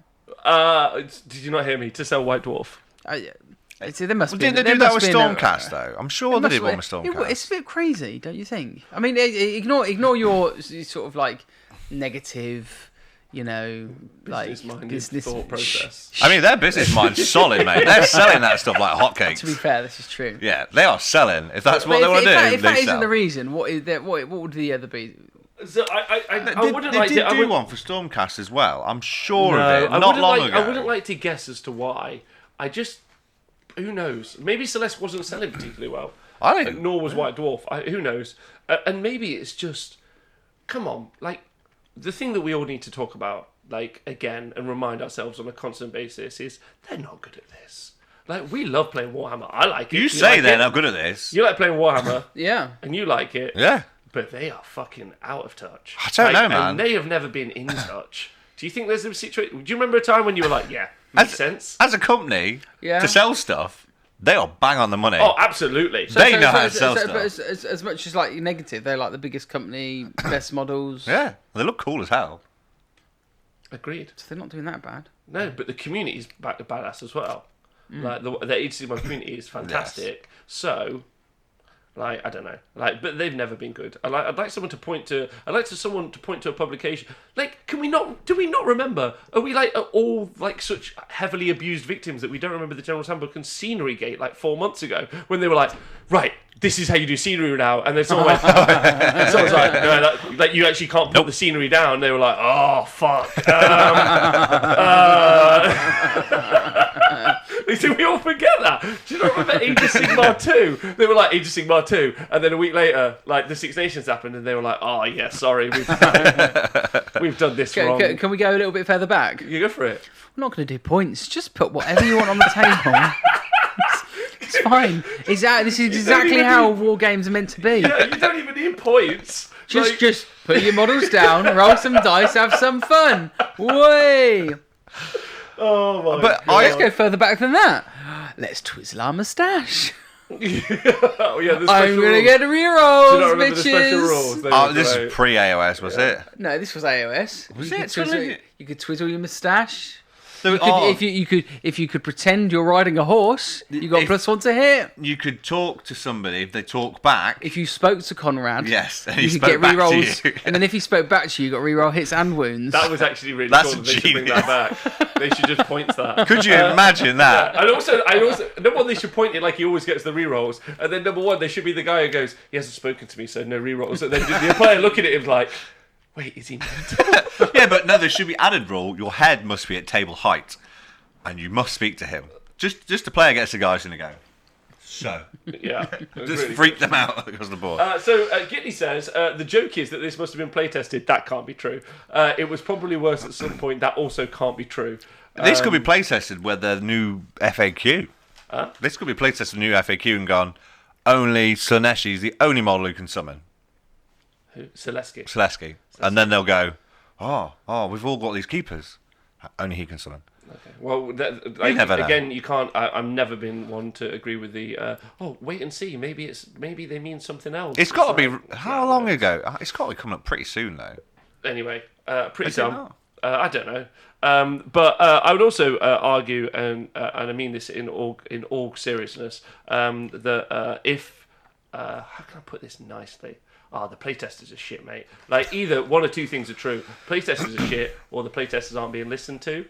Yeah, and if in either case, I would not be like I wouldn't like sit there going New White Dwarf and go, yeah, crack the playtesting on this, lads, absolutely smashed it. Or I would be sat there going, they've released that thing even though I told them not to. I wouldn't be able to have like the personal integrity, like, to just listen to that shit. I'd be like, nah, do you know what? You guys are idiots. I'm gonna leave this alone.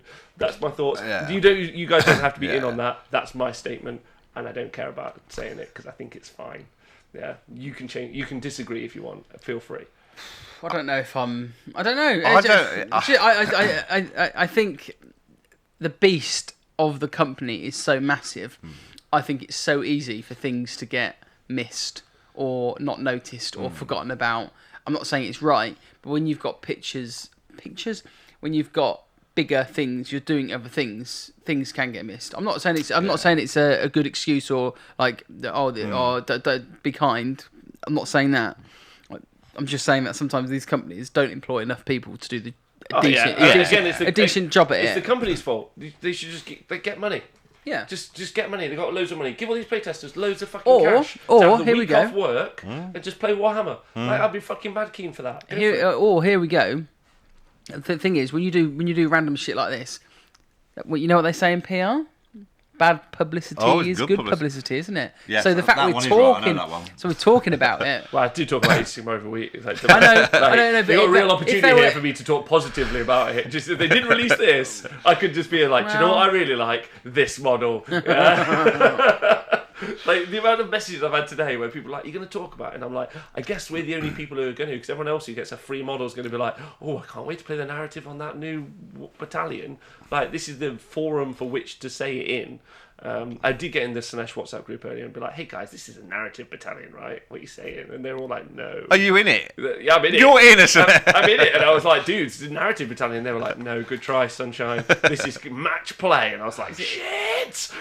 You know what, It is though? match play. Just Is it? yeah. So It's got points. It's got points. Great. There's a thing to we've got a one-dayer tomorrow at Pete Scully's house. And Rob, One day. yeah. Well, you know, we've got to change his catheter bag, Aidy's catheter bag. Yeah. Get Wait for the carers to- wait for the carers to turn up. But yeah, Aidy's taking that new thing. I'm sure he said he is. I'm sure he is. Can I just want to now know what everyone in the chat feels and how they feel about it before we move on to the. I feel like we stuff. neglected them. Yeah, Haywo says, imagine being a playtester who worked on Slaanesh and still being a playtester now. You know, but you say that, but as a company, I they've think- gone, this guy has done this, and 20,000 people have bought all of it instantly. He's done really well. Bruce Summer says, Rob, with all your great chat about Slaanesh, I'm convinced I'm turning to the gods to go pink. I think that's the right call. Yeah, yeah. The pay testing.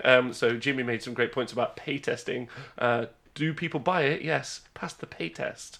That's a good. I hope it's not the rats. Could be why. K-Dread's not happy about it. I'm just putting that in there. Not happy. Parr says it's just silly, which is great. It's like Camelot, right? I've had an epiphany. Oh my god. Easy now.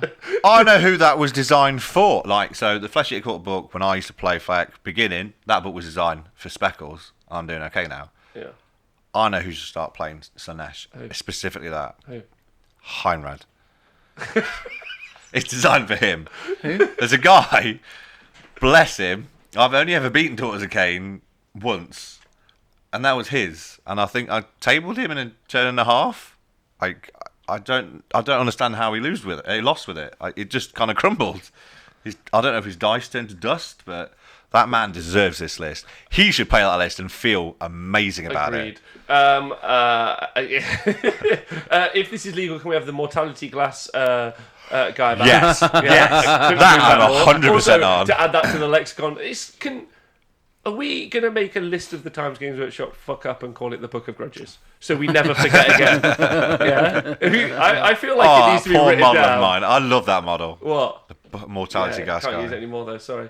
All Point TV says it's not fun to play. I said earlier after game 1 at the weekend I wanted out of AOS, which that they need to concentrate on that because you're going to lose customers if it's not fun to play. I can feel that. I don't know whether or not it's just because I've been playing the same list for I don't know how long. I'm just used to it, and it's got a natural internal defense mechanism against it.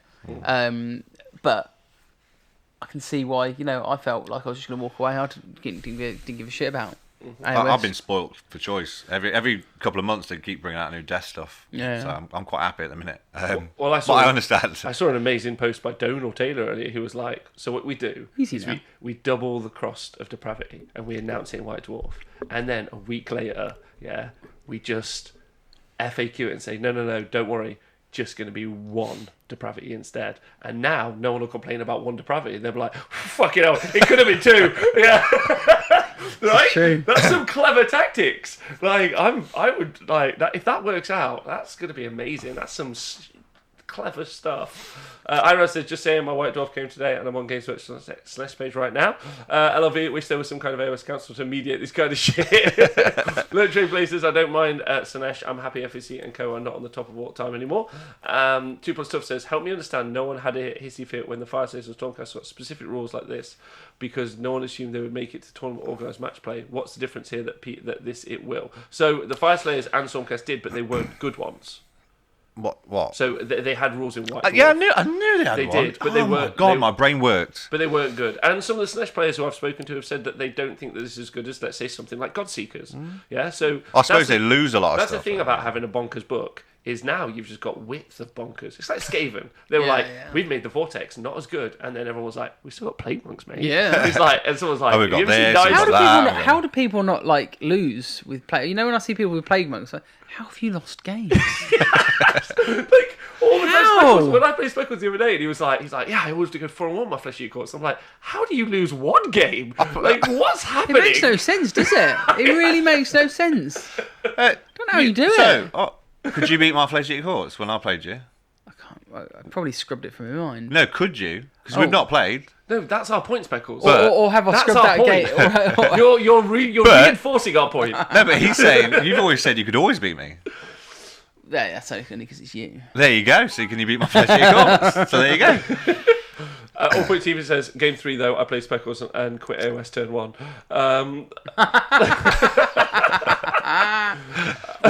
Which one was he though? Does he take the real dwarves or the fake ones? Oh, I can't remember. Because if he's taking the fake, And you're also the reason Steve why. Dooley with his Darkling comment says, I've beaten Plague Monks. And don't forget, even a powerful army can be played by idiots at some point, which is true. great, which is my favourite part. Bonkers book should mean you have to wear the Slaanesh Bonkers Keeper outfit. Games Workshop could sell the single boobs online when it would be okay. That would be funny. On the plus side, I'm living that they made Mortal Slaanesh a thing, which I've forgotten about, which is also cool. It's unlikely that a high percentage, 8% of Slaanesh players took them for hobby reasons. I would also agree with that. Yeah. Yeah. I saw so much Slaanesh before the Slaanesh book. They were everywhere, weren't To they? be fair to him, and as the hobbies out of the three of us, you've got to admit the new keeper. But the thing is, when you don't know about the game, and you go, take your pick. These look amazing. These look a bit older. These look amazing. These look amazing. All have this new brand stuff that looks amazing. Now you're not just going straight to Chaos Dwarves, to be honest. Because straight there like a beeline. Because you go to the Games Workshop store and go, where are they? Oh no, they're not here. Look at them. You have to make your trip all the way to Nottingham to Warhammer World. There's no detail on them. I can't wait to play them. And they'll go, what are they? Oh, the Chaos Dwarves. Oh, don't ignore them. Beastman Pete says that they deliberately cycling the meta to ourselves and they've spun around. Well, they've actually just increased the same thing in the meta. And no, because they're not that skilled. Beastman Pete. Beastman Pete. Sort the name out, mate. Yeah. Pete the Beastman. Pete the Beastman. Thank you. Pete the Beastman. But they're not, because they're not that smart and not good enough at writing rules. C, the General's Handbook, or anything in the Book of Grudges. I'm going to do that. That's going to be totally worth it. I'd just like to give you some stats about this before we move on. There's also some hosts, but fuck that, no one cares. Some battalions, sorry. You can make a one-drop with that as well. Super fun. So I got a good friend of mine, Leo, did some stats for me. So if Selesky dies last, because they only do double depravity when Selesky's alive. Okay. Yeah. A lot of people are pointing out that they're saying the old classic hashtag just kill the hero. Bit of an issue when. So I did the weekend. I don't know what your problem is. When there are 3 keepers of secrets in front of them. I was only one. Who all want to die. So if you don't, if the Slaanesh army does no damage, 0 damage, and Selesky dies last, they get 94 depravity points. Nice. Yeah, enough for 3 Keepers of Secrets, and that's if they do no damage. So just dying, they put 1,000 points back on the board. Well, how many points was it? don't know what you're 93. No, 94. So you can only technically use 93 of it. That's true. So I've saved you all 1 point. There you go. Oh no, it's double. 92. Take me 2 points off the depravity already. Haywood says who's making fun of Beastman Pete. Do you want to explain to people what the joke is? They might not get that because you're old and no one knows who you are. Wow.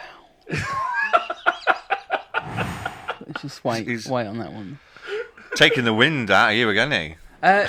No, it's Mark the Beastman, and it should be Pete the Beastman, not Pete Beastman wannabe. So for a long time, it should be Pete for a long the time, Beastman. Pete, Mark Wildman was known as Beastman Mark. That was his. Mark the Beastman. Mark the Beastman. That's on my Twitter. That's his Twitter handle. So he loves that name. So he's not a huge fan of Beastman Pete, but maybe you guys could start a Beastman club. Maybe not. If he changes his name round. Yes, this is true. And then Tuffy says, I think Beastman Pete is far more smooth, so screw you, Mark Wildman. Wow. Oh. Yeah. I'll screw you. Well, okay. That's true. And work DP like Blood Tithe points only if you're going to use. Yeah, no other army gets that volume of summoning. No. It's just stupid. Especially, of course, get quite a bit special. Not that much, not that much. Quite a bit. It's one of those ones where, well, actually, if I'm being cynical about it, thanks, Hawkeye. what do summoning points mean? You have to buy more models. Prizes. Yeah. Well, no, because literally the things you kill, you just put them back on. You're like, thank you, straight back on. Yeah, but some people will be like, oh no, I want to buy these demonettes because they're probably in better. case I summon them, or a chariot in case I summon them. Yeah.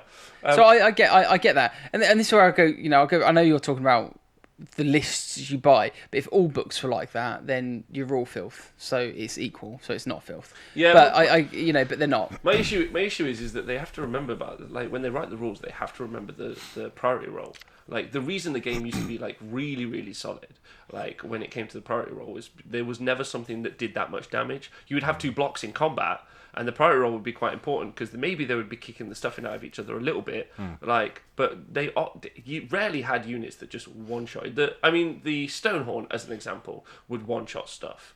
Yeah, so you had to like pin him down, but you could run in charge, and that was a really good example. But oftentimes you would have this little block in combat there, that other combat over there. So the priority, but now you just like, I'm going to go twice with 3 models, so I'm actually going to have 6 combats before the priority roll, and then if I get the priority roll, I'm going to have 12 combats. So do you actually think when you're talking about that, you're actually like complaining about Slaanesh being able to do that and Feck being able to do that, but what about Khorne and the Bloodthirsters? And Feck. So it's actually the amount of damage they can do, not the fact they can fight twice. I think the amount of damage is big, but I think also what's really important is the swinginess. Like the Fleshy Quartz Dragon can do dumb damage. It can do nothing. And I have as a really good example. I have seen them do not even kill. Like when I was playing the doubles over in America at Adepticon, I've seen a Gorky and Terror guys come in to do nothing to my balloon boys that I was playing with Tom. I did 5 damage. In 2 rounds of combat. Right, and so they can whiff, but there's so much reliability when you can attack again. Yeah. Like that, and you shouldn't have that certainty. You should go, I've got the Good King on Terror guys, he costs a ton of points. I've given him his D3 attacks, he's got his 5 up save, he's going in. And you get there and you go, I've whiffed. Because, for me, good wargaming, which is why we make decisions, is risk versus reward. It's about interactivity and risk versus reward. That is one thing Feck don't have. Like, I know, I get that it's a bad mechanic. They have limited slightly. Obviously, they've got Aethercourt's Brooch, but Feck don't have a pool where they can just pour out some CPs. Yes. Like, you're looking, with an Aethercourt's Brooch, you're looking 3, or maybe even if you're sitting on the new terrain piece, 4. That's kind of the maximum you'll get. But and then it'll drop. So to put that into some context for you, again, we're talking about the same rule, but put it in context. Yeah. So when you've got that 1 command point, like, so there's opportunity cost. So when you got that 1 command, like, so when I re-roll a charge to get a monster in, let's say, or a unit, let's say I've got a really good unit like Plague Monks, being able to re-roll a charge for a command point is really strong because I want to get him in, yeah, and then they're there and they're doing the job. Yeah. What's really interesting about that is there's still a risk versus reward. You're spending an economy that you have to do a job that might not still happen, and we've all re-rolled charges and then still failed them, yeah. Oh yes. Oh, so many times. However, when you're already in combat, yeah. so you're there, there's no risk, you are just doing the same job again. But again, if you rewrite that rule, and also allowing you to do it more than once, if you rewrite that rule, when you allow a 400 point model to fight again, what you're doing is paying 400 more. So it's like a rule where you say there's another monster on the board, it can like automatically teleport to where you are. So it's like re-rolling a charge, for instance, and gets in, but it's an auto choice. So actually, what there's two ways of looking at this. So as a rule, is it quite cool? Because actually, with big blocks, you can manage that piling twice by taking models out of combat, so it can't get the 3-inch piling and stuff like that. So actually, is actually the issue could also be viewed as, I'm not saying it is the answer, is that actually the damage output of the Terrorgeist is too good. No, I think it's no. An example, Archeon. Whenever I played against Archeon, people say his damage output just isn't quite there as Archeon himself. However, he piles in and fights twice. That's probably about where you want him to be. So actually, is it actually the Terrorgeist does too much damage to begin with? So if you can't do that, it's the activation, because what you're effectively doing. You're actually complaining about Feck specifically. I'm not complaining. I'm reviewing. Yeah. Okay. Yes. So that is the difference. No.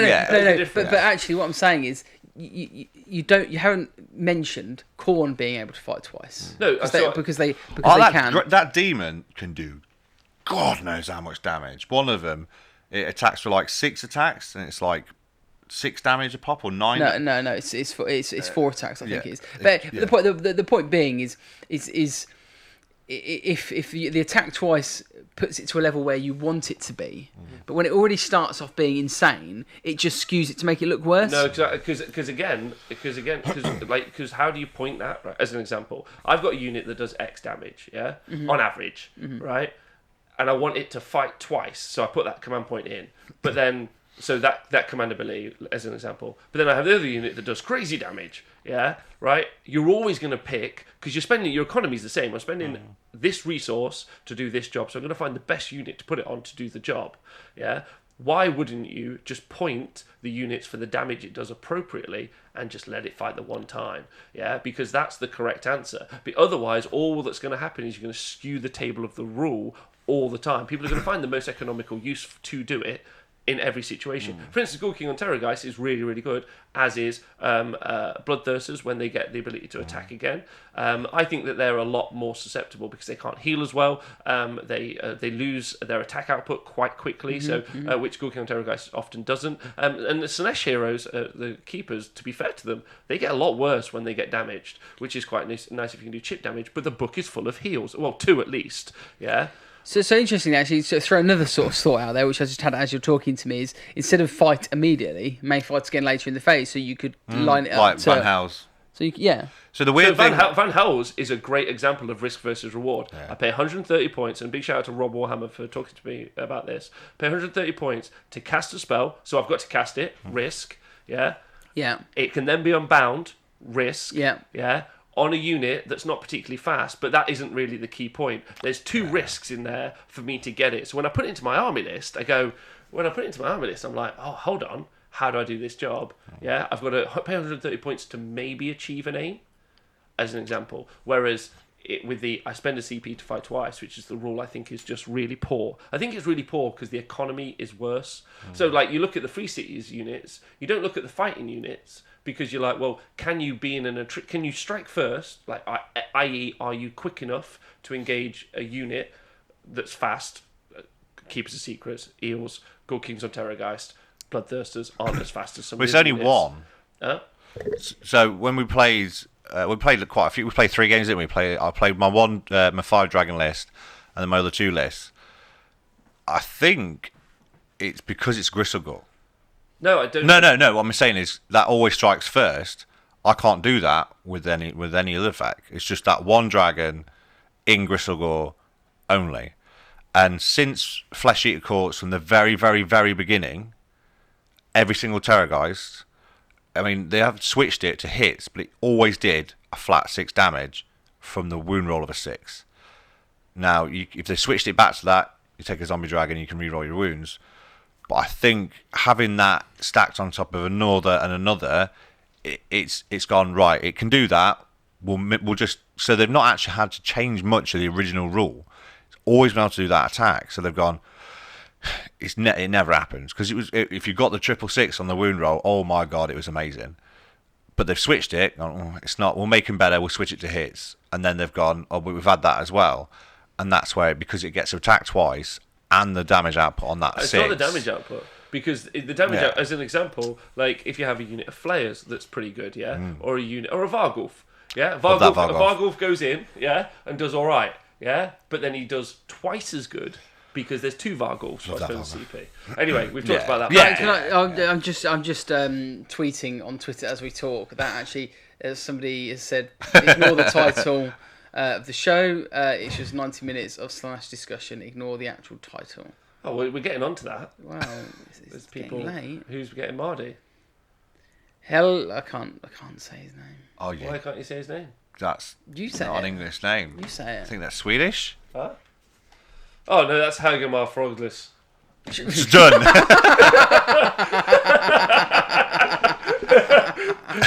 See, the thing to streaming is, and this is really Go with key. it. Oh, you go into it with pure confidence. You go, yeah, I'll read that out. Absolutely. You say that. Nothing. That's my life. Anyway, so that's I think you just called him Helga, didn't you? Yeah, no, that's right. Hegel von Frustus.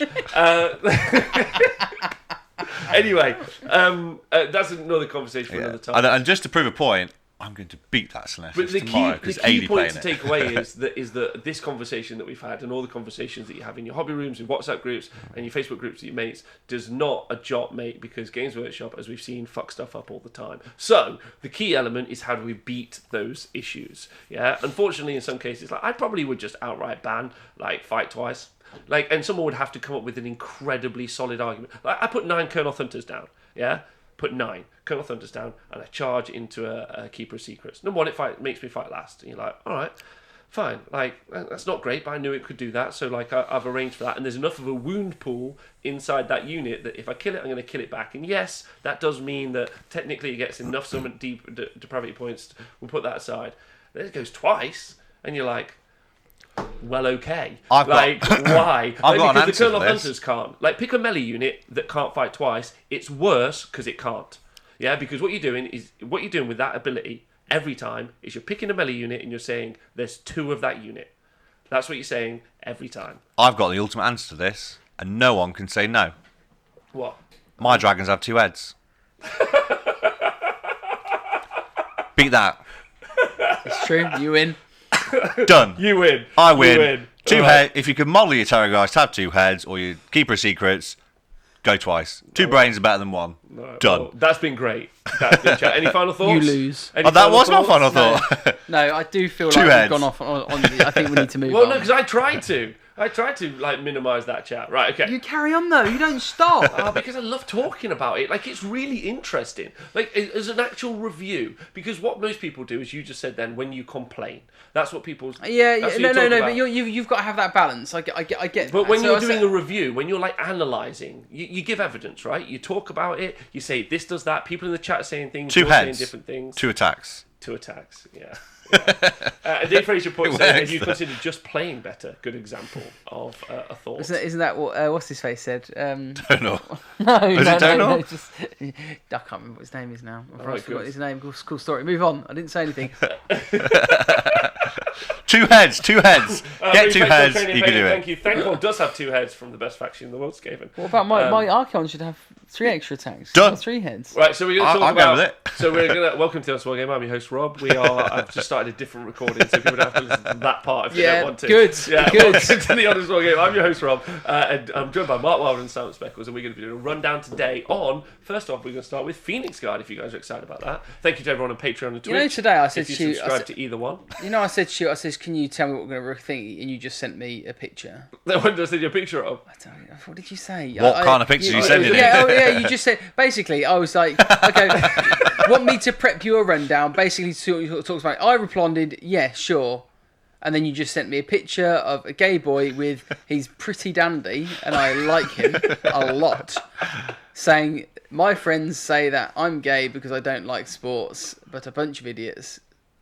I'm gay because I like cock. And so I would. How's that not true? Well, I agree, and I very much like That's it. super supportive. Very damn. I like it a lot. However, I've not been able to prep about the topic we're going to talk about. You never asked me to prep anything. You were just worry. like, turn up. Okay. Because I'm here, and you guys are to you guys just I'm like I I'm looking now. Weirdly You're going enough, to review me. I spoke to you on the phone earlier while I was at work because you'd forgot that you'd already said no to the tournament tomorrow. It's my birthday on Wednesday. That's my excuse. Right, so It's getting old. It's getting we're old. Going to talk about we're going to talk about Phoenix Guard. Oh, I've noticed one thing already. They've done. Okay, what is that? They've gone up in rent. Okay, yes. So we're going to talk about Phoenix Guard. But the first thing we do want to run down is Speckles. Read the law. We do read the narrative. So you ready for the narrative? I think Mark should do it. He doesn't know it. I've got it written here. It's written on front of him. No, that's the, Oh. the teeny bit. I've got more. Each Oh, you got member more. of the Oh, elite he's got the whole band lot. is a revenant warrior reborn Told you. to safeguard the flames of the Phoenix and lay waste to the servants of darkness. They too go about their task in grim silence, wielding their halberds with unmatched grace. Perfect. Agreed. I mean, you ain't going to argue with that. But interesting fact about how they become Phoenix Guard. Those elves who would enter the temple must have endured the elements of fire and air. Their bodies tormented near to death before the Silent Warriors take them to the hidden heart of the shrine. They will be wrapped in the wings of a Frostheart or Flamespire Phoenix who will heal them and bind them to service as a member of the Phoenix Guard, the warriors of the temple. I mean, They this just is stare pretty at- dark. They sort of silently stare at people, don't they? They're like, "You're -1 leadership." Yeah, I am Why? talking. Why? Because you're staring at me. I'd be like, what? What's your issue? Poke. So, long story short, they're silent warriors. These are meant to be the good guys, right? Like the nice. Oh yeah, we're all doing. Which elves No are one's also, good. as It's is like Morathi. Space Marines. Space Marines aren't Yeah, good. they are made they? it. They made it grim dark. Yeah. And sounds they made it. the rules just as stupid. So Poor old Nagas. getting So the bad stick. they obviously there are Phoenix temples in loads of different free cities, but obviously there's the famous Phoenicium, which was a city covered in amber, and then the phoenixes flew over and it magically turned into mist, and it creates a mist around the Phoenicium. Why are you all laughing? I didn't write it. well, I'm just telling you what it is. Why are you laughing? If you superheat I'm ice, not laughing. you'd superheat ice, I suppose. Do you mean boil water? Well, yeah. Well, no, because it's ice from the frost and the flames from the frost. The fire phoenix. I'm trying to go with it. Yeah. Okay. Good. Done. Good. All right. So number one, what do you guys think of the narrative, and how do you feel about it? Well, now I feel horrible. Now you just took away from superheating my ice. But it sounds It's good. cool. Yeah. It's, you could do some conversions with it. Like actually, you could do a temple lodge with like a big temple with wings wrapped around it. I don't know. You could a crafty painter could do a Sacrificial board, table. some like a display board with like phoenixes around and little elves with feathers around them, green stuff. There's actually some fan theory on why the Phoenix Guard don't talk, and it's because every time what happens is when a new unit of Phoenix Guard, they come out of the temple, they're all excited, they're like, I was wrapped in the wings of a phoenix, and everyone's like, wow, and then they sent them out on their first patrol, and they said, go out there, capture the fog and bring it back. And then they go out there, and obviously they don't, they're unable to, and they come back, and the captain of the guard, when he comes back, says, did you get the fog? And they say, no. He said, what'd you do? Missed. And from that point on, they never speak again. Thank you for watching Honest Wargamer. This is over now. Well, I think my response was pretty accurate. I just want to say a big shout out to Mega J Pegasus for that. So, what do you guys think of the models? You guys seen the models? Yeah, all right. You've seen before. What are your thoughts? I converted my own with Blackguard, which were better, in my opinion. Good. They look alright. They just look. They are. I mean, they're Static. quite cool, but they're very old school. Yeah. In their appearance. I actually think they look great on 25mm basis. Sorry, like I think. I don't know. I don't think they're bad. No. But with they're very Warhammer regimented. Yeah. You can they They're designed to be in a block. Yeah. Which I think you wouldn't get nowadays if they No, 'cause redid them. they did the and Plagueis actually- Reapers. Yeah, I mean, what did Did I do them? See, actually, what I did, I made my own, and actually, I made Blackguard bodies with the Phoenix Guard heads, and that was quite cool because the Blackguard bodies were. Let's play them at Warhammer World, were you? I was actually, yeah. Yeah, these were allowed at Warhammer World. The models are really, really cool, I think. Yeah. But they Stoic. They are very stoic. They've got cool capes, but they're the reason I don't generally collect elves. They've got quite a bit of detail on. I always thought. For me, the paintbrush has got to go from this size to this size. I think you could when you can paint them, you can really go to town on the cloaks. The cloaks. Freehand The problem is stuff, you don't see them because they're not at the front; they're at the back. So that's the only sort of, if I'm being critical at all. But I think Just turn them around. They're quite iconic, aren't they? Phoenix Guard, aren't they? I think so. They're I'm glad they've not deleted them. Yeah. Well, and if anything, it's arguably one of the strongest units in the Free Cities book. Sure. In my opinion. As are the Phoenixes. And the Frostfire Phoenixes have been very, very strong in the game for a long time. So it's really interesting that these are still very good. Okay, so models, rating out of 10, please. Twitch chat, you guys. Out of 10. Out of 10. So all the new stuff. I think it's like if I'm comparing other stuff, I'm going 5.5, 6. So I think it's like comparing classic cars to supercars. Like, it's a classic model. It's a good model. It looks good. Yeah. But as a supercar, it's not a supercar. Yeah, I quite like that. So from the chat, Mick Wendell says 10, Mega J Pegasus says 7, Mr. T says 6, Wolf Priest Carl says 9, and Kedra says 6.75. Grubbly says 8, and I like how elves they came from. Oh, interesting. Okay, so the BFWS Feather says 7, Par says 7, you said Big Par, BFG. and Jim 1080 says 6. Wolf Priest Carl says wait, no single boob, so 7.5. And Dave Fraser says I'm using my dwarf warriors to represent them because dwarves are silent and stoic and get discontinued. No, I will repeat this comment for every unit. Nathan's just looked up and went, something really good's happened. Right, so let's look at their war scroll and look at the rules. So they move 6 inches. They're 1 wound each, and they've got a 4-up save. In close combat, they're a close combat unit. They've only got a melee attack, 2-inch range though on their halberds, which is a big deal because you can have a unit of 30. They've got two ranks, three ranks, actually. 3 ranks because they're on 25mm bases, so they're like spearmen but better. They've got 2 attacks, 3s, rend 1 with 1 damage. So the rend 1, the rend has increased. Really good. They never used to have that. No, and it's really strong. You can have a captain, basically. He's got +1 attack. 1 in every 10 models can be a standard bearer. That has +1 bravery, which makes them bravery 8 until they lose the standard bearer. And then 1 in every 10 models, this unit can be a drummer and add 1 to charge rolls, which is also massive, realistically. Then they've got some special abilities. They've got Emboldened, which is do not take battle shock tests for this unit while they're wholly within 12 inches of a friendly Phoenix Temple hero, which is pretty good. And then the thing that's crazy good, hey JJ by the way, is Witness to Destiny. The narrative is incoming blows and bolts of sorcery somehow contrive to miss their mark. Roll a dice, basically get a 4+ DPR. So they've got a 4-up save and a 4+ DPR. Really so good. if you give them 30 wounds, Paint them orange. That sounds familiar. Huh? Paint them orange. 4 up. And you can stick them near mystical. 4 up, 6 up. Give them a beard.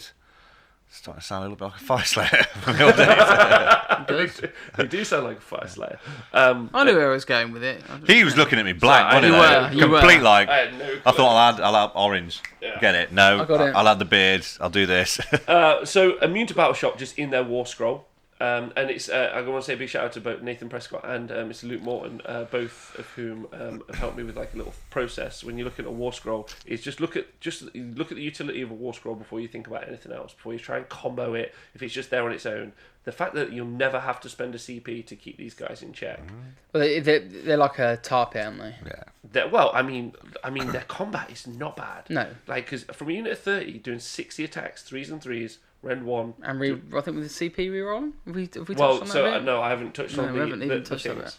So you could, so all in all, their war scroll just off the bat, pretty incredible. Really but their good, survivability is mad. Really good. Yeah. Especially when you compare them, like so, Blackguard are about the same points cost when you get a unit of 30, but Blackguard don't have a 4+ DPR. Yeah, No, that makes no. yeah. Like it, and again, when we're talking about rules and we're talking about a design space, the fact that they have a 4+ DPR means that they are well, I don't know I don't know how you would phrase it. 100% better than something that doesn't, or because each one that like dies, I know twice as. I don't know how you would describe that. Yeah. I probably should have researched that, but They'll last longer. So the irony is Blackguard and Phoenix Guard are exactly the same points costs. Yeah. yeah. It's I think it's always good to compare because I looked at the Blackguard. So and their points cost is they are per 10. Same. It's all the same. Yeah, but how much are they? Oh, was it, so 100 140. Yeah. So Blackguard's 140. Interestingly, Phoenix Guard are 160. 10 Phoenix Guard 160. Yep. 10 Blackguard 140. Right, but the Phoenix Guard are way better. And then if you take a full unit of 30, Yeah, they're the same. So I'm always intrigued. I'm sorry if I'm talking to the mic. I'm always intrigued by saying, "Oh, they're always better." I've not studied it enough to go. Well, actually, are they? Are they not? I don't think they are because they ain't got the 4 up, have they? no. But the Blackguard. I mean, what did the Blackguard do? Let's have a quick look at that. I have to look now. I'm going to get my phone out now. No. I mean, no. So 4 Power in the chat says they used them in the wild, West Times. They were good then with +1 rend and city shenanigans. They are just ace. I couldn't agree with you more actually. Yeah. And there's a bunch of shenanigans we can do with if you'd like to hear about it. So Blackguard, sorry, just quickly, Blackguard have got no other abilities except +1 to hit rolls if there is a friendly Dark Coven hero wholly within 12. So Rubbish.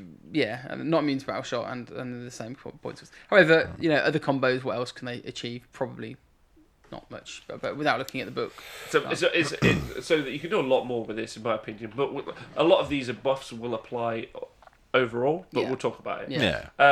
So if you look at which cities you would take them in, the first one you obviously would look at is the Phoenicium, right? Mm-hmm. Because that's the Phoenix Temple city. Yep, Yeah. I know you're right.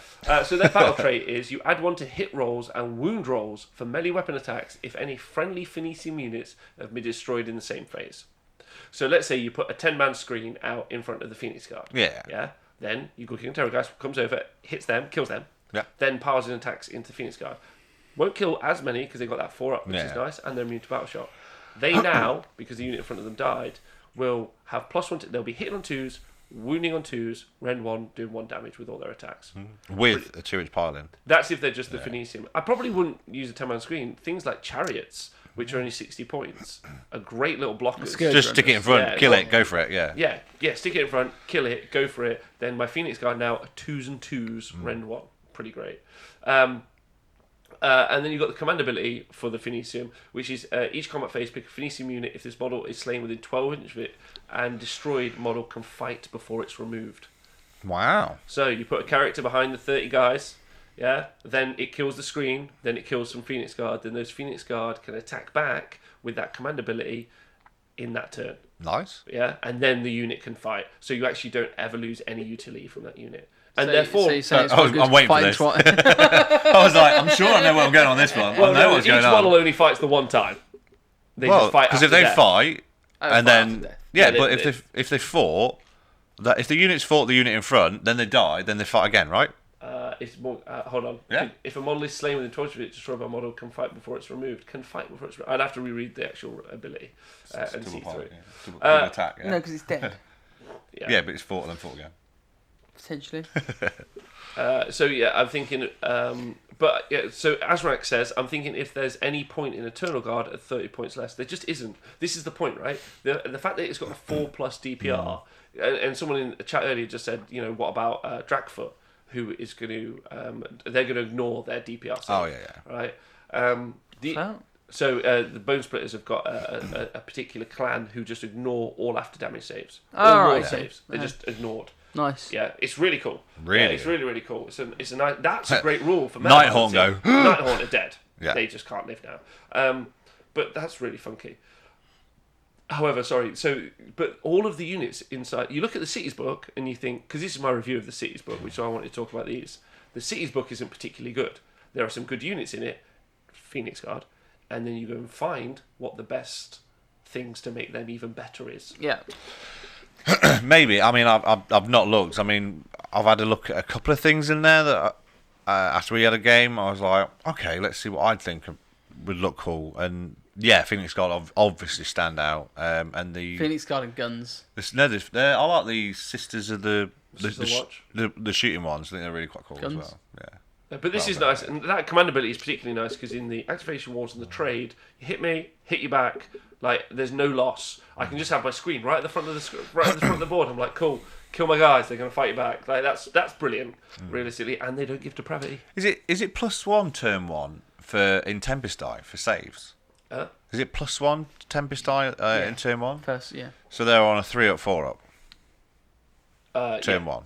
Yeah. So We haven't talked about that yet. Yeah. So if you have them in Hallowheart. Sorry, not Hallowheart, in the Living City. You can have... so there's no other particular things inside the Phoenicium that make them any better. But there are things, for instance, if you take a Luminarch, they are going to have a 6+ DPR on top of their 4+ DPR. And you better paint those ginger. Yeah, exactly. Right. If you take them with a Hurricanum, they're already going to have +1 to hit. Yeah. So they can already hit on 2s. I just think Hurricane is also included in a city's army. Potentially, the Battle Mage is great because he's got 2 great War Scroll spells himself. +1 to hit's crazy good. +1 to cast really good, and then the 2d3 mortal wound shooting great. 280 points though. When you compare that to, you're not paying much more for a Keeper of Secrets. The Keeper of Secrets auto delete something because it can fight twice, whereas the Luminarch is doing it over time and it can cast 1 spell. A Contorted Epitome can cast 2 spells, costs 80 points less. So is it a spellcaster? It's to quote my friend Tom Layton, you pick a unit to do a job, and the Luminarch does a bunch of jobs, but none of them great. All of them good. Jack of all trades, master of none. Exactly. But there's another smart kind part of to that guy. saying, isn't there? Huh? There's another part to that saying. Shit everything. Show speckles? No, not that. That's okay. like, well. Right, other things. So in Living City, you can take a spell, cast on 6, called Iron Oak Skin. Friendly unit wholly within 18th caster, subtract 1 from wound rolls that target that unit. Now, obviously, if you've got a Phoenix, because you want to make them immune to Battle Shark, near them, they can, a Frostheart Phoenix specifically, they're -1 to wound. So in Living City, you could have a unit that's -2 to wound. Yeah. Not bad. Not bad. In Hallowheart, I think it's not bad. It's really good. It's Yeah. Agreed. But this is what I Can't mean, they- right? This unit is good. You're just picking which one of But the. can't they also deploy off? Oh yeah, so you So can they also can deploy the 2 off, like Yeah. stick them in the back. Yeah. Really cool. Yeah, you could. And with their +1 to Win the Living charge. City. Yeah. with Yeah. them. Yeah, in Living Yeah. City, you can Yeah. deploy them off the board. You got +1 to charge, so you deep strike, and then you're 9 inches away, 8 inch charge. And then they're going to be almost, well, apart from, well, this would be really hard to kill. Well, you put the Phoenix there with them as well. Yeah, so that'd be awesome.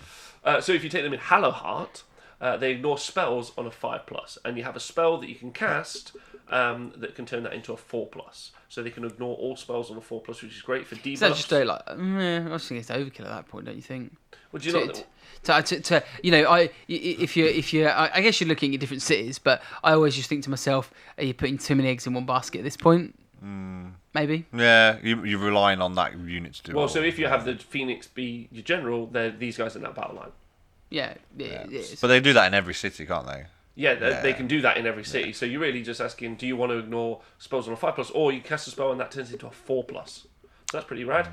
You can also do Crystal Aegeus, which is cast on a 5, and start next hero phase, add 1 to the rolls. Oh, that's the +1, sorry, to the spell ignores. You can have Ignite Weapons, though, and add 1 to the wound rolls on that unit as well. So it'd be 3s and 2s. Exactly. There's also a spell that makes you -1 to hit in Hallowheart on that unit, so they could be -1 to hit. And there's also in Hallowheart with big strength in magic, you could also do Geminids. So you've got Geminids. So is that would it ignore endless spells? Yeah, ignore spells and endless spells on a 4+. That's pretty. That's really cool. Garchion's got that, so do it all the time. Used to it. Is it useful? Do you find it more useful than it sounds on paper? I don't know, you know. It's a nice little add-on. It's a nice little add-on. Yeah. There are times when it's like, I hope I get the 4 up here. I do. So it's not. I can't remember losing anything against magic for a while. Like, there's a lot of debuff magic out there and buff magic. I think it's really There's good. not much I think the thing with Archeon is you either go hell for leather at him and you kill him really easily, or you have to ignore him. So I think a lot of people do ignore him, which is great. I think what's great I'm about fine with that. this- So I don't. It's difficult to say. What's good about those Phoenix Guard blocks? It's 30 wounds on an objective. Yeah. You have to go deal with, right? Our battle line. Yeah, they can battle line and can hit back pretty well. The weak point with them before was they didn't have rend. Yes. Which I wonder whether or not, if we're looking at a Swiss Army unit, Swiss Army knife unit, now they've got rend, they can do everything. Whereas actually, look at the likes of Plague, not Plague Monks, we'll ignore those. No. Plague Bearers. Yeah. They don't have rend, do they? They do not. So they've got that really durable element to them. And they've only got the one attack. So they're really durable, but their damage output is low.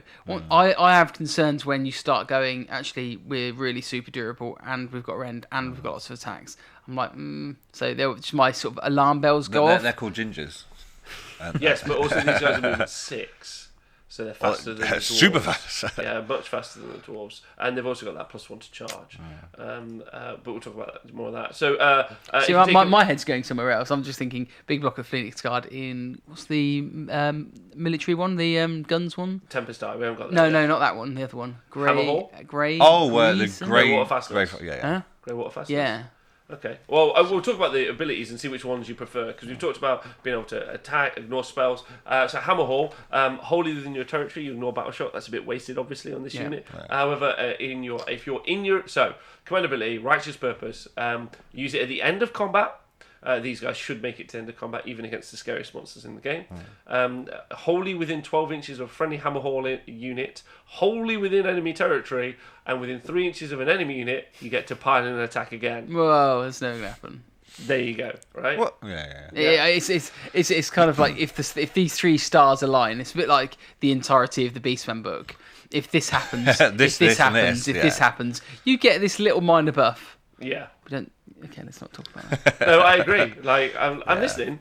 Like, it just isn't going to happen. But I prefer. It's quite cool. I guess the problem is, if you are at that point, you probably won the game anyway. Yeah, you're in your opponent's territory. Wholly within your opponent's territory. Well, to be fair though, especially some of the battle plans, the territory starts at the halfway line on the battle plan.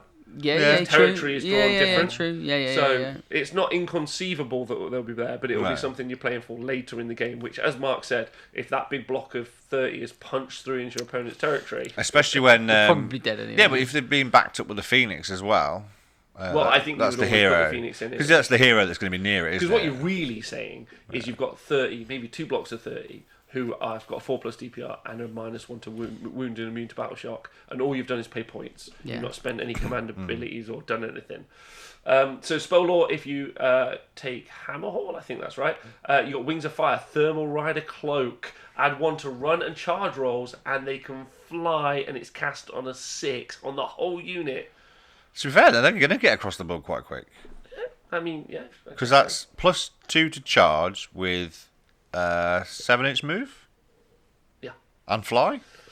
Stick them on the line, they're going to get there. But then you've got Cinder Cloud, which is cast on a 7, and you -1 to units wholly within 9 inches of the caster. -1 to hit, -1 to wound for 1 spell. Wholly within 9 inches of the caster. Not great. It's crap. Well, yeah. You've got that's a. It's good to get a 2-turn setup kind of job, isn't it? Yeah, it's a hard one to do. It's good for the caster itself. Okay. Yeah, like a Phoenix. Yeah. Okay. But Phoenix isn't a caster. And then you've got Tempest Eye, so you can add 3 to the movement, so movement 9, and +1 saves for Tempest Eye units until the end of the first battle round. Yeah. So just amazing for being Alfred, really and amazing for just running up. You're just cool. And go right, punch through there. Save 4+ DPR, -1 to wound. And if you try and hit me in my own directive, I'm going to be immune to battle shock anyway. If you let me run forward, I'm going to sit there anyway as well. Yep. Really good. There's a command trait, which is Aether Guard Captain, add 1 to charge rolls for friendly Tempest Eye units wholly within 12 inches of the general. And in fact, Zephyrite Banner, reroll charge rolls for friendly Tempest Eye units that are wholly within 12 inches of the bearer. So +2 to charge, reroll charges. Yeah. And plus and +3 movement, so that 9-inch move with rerolling charges with +2. Looks like I'm going to be buying myself some Phoenix cards. And then finally, you've got a spell, which is Aura Glory, cast on 7, add 1 to the attack character. Obviously, you can't do all of these at once. You have to do one of the cities. But this is still from... Tempest Eye. Tempest Eye, thank you. Aura Glory, cast on 7, add 1 to the attack characteristic of melee weapons for friendly units wholly within 12 inches of the caster. So you can have +1 attack for those Phoenix Guard if you decide to take them in Tempest Eye, which is pretty solid, I would say. So out of all of those, also, by the way, Greywater Fastness, they did no buff, so I didn't even write No, but I'm just what I always like doing is looking at the non-obvious choices. See what you can do. They don't get any buffs, but actually, Do you need if you had a big unit of 30 in front of a bunch of artillery as they trundle forward, and the artillery does all the work, and then you've got these Phoenix Guard going, you ain't getting near this artillery. I kind of that interests Can me they a bit. survive it without the buff? So, Well, yeah, but even that's what I mean. Putting all your eggs in one basket. Actually, do you need -1 to wound, -2 to wound with the 4-up save? Actually, do you need all that? Do you just need a solid unit, which is going to be really solid? Isn't going to go anywhere. Is immune to battle shock. Actually, while all It can does work on its own. While actually, all it needs to do is survive, so the guns can do the damage. Yeah. And then that is the non-obvious ones. Always like. Just, Can I put my buff on something else, basically? I mean, basically, I'm intrigued by the guns one. I don't do much shooting at the moment in AOS. So you're excited about playing Greywater Fastness anyway? Yes, so I'm intrigued by that because it doesn't seem like the obvious one to choose. But because we're talking about Phoenix Guard, But then there you've got 30 men all surrounding big guns, and all the big guns do all the damage. Yeah. It's like, well, actually, then you've got a big block saying, okay, if you don't kill these dudes in front of you, the guns are going to shoot you in the face. Yeah. Which again intrigues me. It's interesting. It's interesting. It's interesting. I think the issue is that when you come up against something as belligerent as a couple of Good Kings on Terrorgeist, or as belligerent as all the eels can strike first in a turn, or eels generally, and go and get into those, you need a lot of board space control, which either is chaff, but because these guys can be battle line, you can put with a Phoenix, you can put down like a really solid core of an army. Yeah. This is what I'm looking at them first. You put down a really defensive solid core, which you could put shooting behind, or you could have other threats, or you put down a ton of chaff, which you put the other threats behind as well. Like, you're paying points for something. You're not paying loads for Phoenix Guard. No, You're not paying loads for what they do. Like, as It's Battleline. 420. 420. But yeah, that's a block of 30. Like, so 30 wounds and a 4-up DPR. Yeah, no, but I'm just talking about like what. So I always find interesting is, so you get that. What else can you get with that? And your 2 units 30. That's half your army. Put the Phoenix in. That's a little bit more. I'm not saying it's a discussion point, isn't it? About what else can you get? But they're in that definitely list. good. Oh yeah. I can't believe I'm going to say this as Mick Wendell, but I'm going to agree with Mark. There's a sad cry face on the on the thing. I would agree. Yeah. The issue that you tend to find with some of the shooting is that it's going to be in that mid range. Yeah, so you're going to have to move up your castle wall, for instance, forward, and hit something in that mid range if your opponent decides not to, which can be a little bit annoying. Actually, so the rocket battery with, I think it's +3 or +6 inches on the shooting. They're already ranged 36 inches. Yeah, I'm just not. Cool. I just don't think they're very good. So I looked at them. I went straight to the Tempest Eye. I think I like the speed. So forwards to Phoenix Guard. Yeah, Phoenix. I stick them Tempest Eye. I really like all the extra speed. So the extra 3-inch move at the start and the extra +1 save. Yeah, +1 save. So I can launch that unit as far I don't forward think as you're I launching can. though, are you? That's when I think about launching models, I'm thinking about Archeon with his 27-inch threat range. I'm thinking about the Kippers, which have got a similar threat range. Yeah. That's a launching. For me, a 9-inch move infantry unit with +1 to charge, but isn't launching. Yeah, it's a very different thing though. So you've got the stuff that goes flying forward and decimate stuff. This will go flying forward. So it's not flying if you get, forward. It's not flying forward. Yeah, they are. It's no salmon cannon. Well, it's going forward quicker than you think, and then blocking the stuff that can fly forward. I don't think it's. I don't think it's intense. No? I think like Mark's saying, like the movement of the units that can move in this game are so outrageous that 9 inches is. So when I put Archeon down in my corn army, I basically go Reavers. I mean, all the listeners can see me doing an image on the table that we're talking on. All the people on the cameras can see me doing this. So I'm going to do the camera. So I basically go Reavers, and then I do behind the Reavers, Bloodletters, and then Billy and Archeon go behind.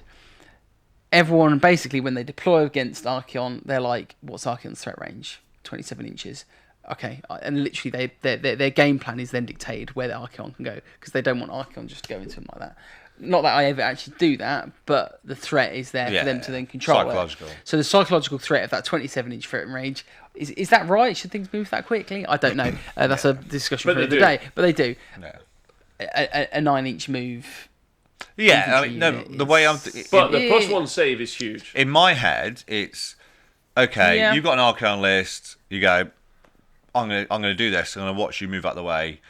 So you come forward, it makes it nice and easy or whatever. You can get into the stuff you want. I'll go, okay, I'll move 9. I'll run them forward as well. Like so that's what 15 inches. So between 9 and 15 inches. So 9 and 15 inches. 10 and 15 inches. They'll sit there with the Frostheart Phoenix, whatever. So the minus to hit, the 3-up save, and it's sat in their area where it'll control the ball. Sat in the midfield. It'll sat in the and if it's on the line, and in some scenarios you can get it in their face. If you do roll the 6, you can be 3 inches and away on some battle you can CP to straight 6. So you can go forward, you can swamp a big area and go, okay, Archeon. The issue is something like Archeon, as an example. Yeah, but if two big blocks of them secrets hold all the area, it's going over the top. Yeah. It depends what's in your backfield. Like if it's just more Phoenix Guard, that's fine. Load of guns. So you have 2 lots of 30. That's going to take a big What ball you're not control. going to want is to leave that gap between your front line and your back line for something that flies to get in between. No, but you put it in the right spot and then it's stuck. So you know what I mean? So you hold the area where the model has to land. Yeah, either way, they're not as fast as... But that's what I'd use it for, and then it pins them back from being able to do that launch. So you make a swamp list out of it from Tempest Die? Yeah. Okay, sweet. A bit like we saw the Wildman list do with Beasts of Chaos. Yeah. With just swamping forward a bunch of Enlightened into people's lines at turn 1, top of turn. Mark, what city, and Twitch chat, which city would you take the Phoenix Guard in and why? I think, I think I've already said it really. I mean, I've not read it enough to really give the most up-to-date knowledge and information. I'm going to throw that caveat there now. But I'm intrigued by I don't think it's really good to look at all of those combos, but don't be lured in by those straight away. Consider other alternatives. Part of me thinks a Frostheart Phoenix and 30 Phoenix Guard is actually all you need. I don't think you need 101 other million buffs because I don't think it's required. Actually, what you probably could do is something supporting. And that's why I'd go to the I can't remember what it's called. The Greywater Fastness. What does that even mean? And just have some shooting at the back. And actually support them do the damage because they do a lot of damage. Don't get me wrong, they're a combat unit, but I think they probably because you're looking at hordes. The weakness of hordes that we know is that you can attack big dragons on the side, so the damage output, as much as it's 3s and 3s -1, you put a Gawking on a Terror Guy hitting the side of a Phoenix Guard. The Phoenix Guard aren't going to do the damage enough to kill it. So I think it needs something to support them, and that's where perhaps guns come into play. Some big old so cannons. you've got a big block of things that aren't dying, and then you've got 30 handgunners sitting behind them, followed up by sitting by 2 Hellstorm rocket batteries, who then start kicking out the damage with a Hurricanum. The engineer. I think if you look at the Greywater thing, I think there's a handgunners. What's the command ability for handgunners? I think the issue with that list mechanic or that methodology, especially as I've played almost identically that list for every year with the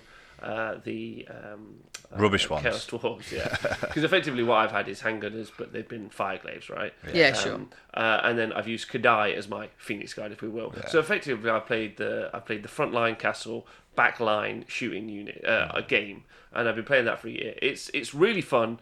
Your issue is when your opponent is a bit belligerent, as some gamers tend to be, and they just go, cool, I'm just going to deploy far enough away that your mid-range shooting, because all that shooting you're talking about is mid-range, happens on the first turn.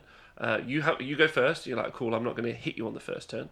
and then they just run forward and they go, I'm going to get priority roll now and fuck you up. Yeah? And then that's the end of the game. Isn't that actually going back to your point, Speckles? So it's if actually you about put, swamping. yeah, if you put 2 huge circles of Phoenix Guard, right, best you can, run them in the circle forward, take out all this deployment, what they can't move into that section, they have to come a little bit forward or go into to attack it, and it's going to take a slight punch, and you can pull away, and you can janx it to live longer if it's going against Terragos or whatever. Well, and then while they're doing that, they're getting shocked to high heaven by everything behind. Again, the thing with movement is that it is if they're outside of the threat range of move and shoot, which it's quite easy to do in some cases. Well, this is where this is what I'm on about, where it pins it back. So it needs to come forward to do the damage, but if it has to hit the block in the middle, which is the stuff that's keeping them there. Like, it'll take a hit, and while it's taking it, it'll hold that monster down, and while you shoot it. A good example of competitive mid-range shooting that we've seen recently would be Storm Fiends. Yeah, so we've seen people using them a lot. So they're a better damage output version of handgunners who do a lot of shots that hit really well, but they only have the damage 1. And the key element that you've seen all the time, they've got good screens as well. They've got Plague Monks to counter attack, and they've got and they've got Clan Rats to screen with. So they've got really good options. Yeah. But more often than not, what you see is the issue be movement. And they've got more movement than a traditional army. So you've obviously got the bridge, which people can use. We've seen Benjamin Savage use that quite well at a tournament. But they've also got the gnaw holes, and the ability to move around gnaw holes. Problem is when they're not, they're just their normal move plus shoot, and you can't have them run because you do the output via shooting. It's a really interesting mechanic. But again. But we've moved off from them. So I guess the thing is you say we moved off of them, but actually an army is only as good as the supporting elements of that said unit. Agreed. Agreed. So, and I think that's the thing with the living cities. It's like, actually, you want your Phoenix Guard. I was saying go to the Greywater people for looking at your Hellstroms, and actually, I'm looking at it going, what about, I don't know, dark shards? You know, little things like that. It's like not those obvious choices. That's what I'm quite excited by this book. Is there are lots of non-obvious choices you could actually go. Well, I want some dark shards with my Hellblaster volley gun, and I'm not saying it's good, but I'm saying I'm intrigued by those combos that haven't surfaced yet. There's going to be a load out there. Well, that's the issue about the ecology. This is the point about the games on Wednesday, Simon. Is what we ended up doing so for instance, played Halahart. So I had a block of 30 Phoenix Guard, and they had to deploy all the way back off the line. Because what you need to do is, because they're also, like you say, quite an expensive block, you do want to also do combat.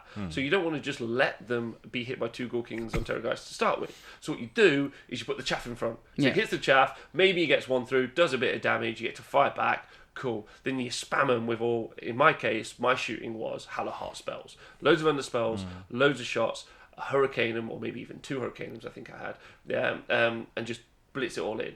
The problem is that level of shooting, and you would have to show me the shooting inside that book that can do it, doesn't wipe 5 of them in a turn. Yeah. And because of that mechanic, you need more pit. You need more pit, less output. And they still do output while being a pit, which is quite cool. So they still tank and hammer, which is why they're doing it. Which is why I think, actually, looking at it all, I think the Phoenicium is the solid one, because that command ability, Live in Idle, each combat phase, pick a Phoenicium unit. If a model is slain within 12 inches of it, the destroyed model can fight before it's really removed. good. Yeah. Really good. Isn't that basically Death Frenzy? Yeah, it's Death Frenzy, but for a command point. Yeah, but it's also a really dull army list. You put down 2 blocks of 30, you'll spend a CP when someone hits you, and you'll fight back. It's not exciting, it's not... And this is where I go for the more interesting, you know, you can get 2 to 30 of these, but actually, what more interesting things can you do with this? Yeah. Can't wait for you to read it and find out, not loads. On just very quickly on that note, I'm going to just... Okay, take a moment. Yeah, that's fine. Good, because you're not doing what you just did. Because these mics didn't pick up what you just did. Living City can also take Colonel foes, both with the Hurricane. Phoenix will assist the watch, sat 2.5%, 2.5 inches behind the front line. Speckles, what range is the more on a Gore King on Terrorgeist? 3. So what does that mean? It means you 3. Can eat them. What? Is they're 2.5% behind. I'm Oh, looking at yeah. Valkyrie. I'm just letting you tell him. Yeah, yeah. Living City sounds really powerful. Pretty set on Tempest Eye, though. They are all AF. Yeah, I mean, in our game, if you would have took the Hollow Heart, if you'd have took Tempest Eye, more of them would have survived. No, that's not the point. Yeah. Well, no, yeah, but I mean, yeah, I mean, personally, I think it looks quite cool. I think you're going to see stuff where the best thing about the book is you're going to see stuff you just don't see. You're going to, like, I saw 8 steam tanks. I'm not going to lie, I did like that. They're not dragons, but, you know. No, this is a doubles thrown. No. But what I'm on about is you're going to see. Listen. Yeah. You're going to see stuff out there, and it's going to be able to do something you just weren't going to expect it to do, because there is a lot of stuff in there.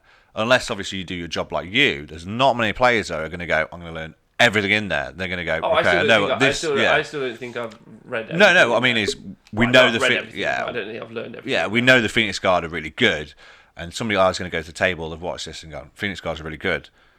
What the hell are those things going to do? And it's going to throw them off, because only one time, but that one time. But there's a lot of units in it. How many units are in it in total? There's a lot. So I think it is going to start popping things up, and you're going to start seeing. I think it's going to be a long time before you start seeing. Right, we're going to go this. This is how it works. If that makes sense. Okay, but you understand that it's my job to review those. Yeah, for you, it's going to make sense. But everybody else out there, they're going to start, like Mark, it's not his job. He's going to start going, I'm going to try this. I'm going to try that. I'm going to try this. And something might go, oh, wow, that's going to work. And it's going to look good. That's all I'm saying, yeah. I think, the book is very new. Mega JPEG assistant. How many wins in a tournament are because of the first time throw off? There are a lot of seals who get clubbed because of that, but a lot of the gamers who play a lot. There is people who play a lot. They know the stuff. Really high competitive people, but who practice, who practice, and they go, right. I need to know what this book is. What will all this do? But that's where the things are going to pop up. They go, I need to know what everything in this book does and how to beat it. So that's why you're going to see a lot of this stuff in practice games, and then that's where the things are going to get found. See what I mean? I do. Yeah. I do. It's yes. Not so much at a tournament level. You're going to go, right, bring whatever you think's good. I'll bring this. Okay, we're not seeing what they do. It might work. It might not. It might do stuff. Who knows?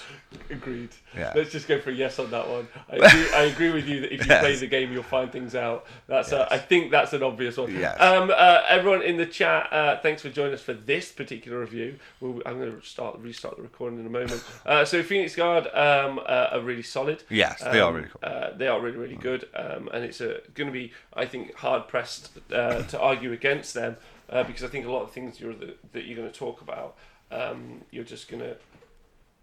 It's not how the game works. The game doesn't work by just taking 10 dark shards and hoping, right? A unit, if the game is too polarized, the point is, about what I'm trying to say, is the game is too polarized now. We just talked about an army that if it loses 3 Keepers of Secrets, it puts 3 Keepers of Secrets back on the board. Yeah. Going, actually, dark shards have got an extra attack on 4 is shit. Like, they've reduced the economy and the ecology of what can be taken in the game. Like, and that's why you have to look at this unit and you go, right, so in comparison, Black Card are rubbish. Executioners are rubbish. Eternal Guard are rubbish. Like, maybe Eternal Guard with a combo for Eternal Guard with a combo of their spell, and if you're in terrain, so wait, I write my army list based on whether or not there'll be a fucking hill? No. Yeah? Right? Like, it's ludicrous. Like, you can just go through the list of things that suck. Hellblast Polygon, by the way, sucks. Like, it's just you keep going through, and then you go, right, what's good?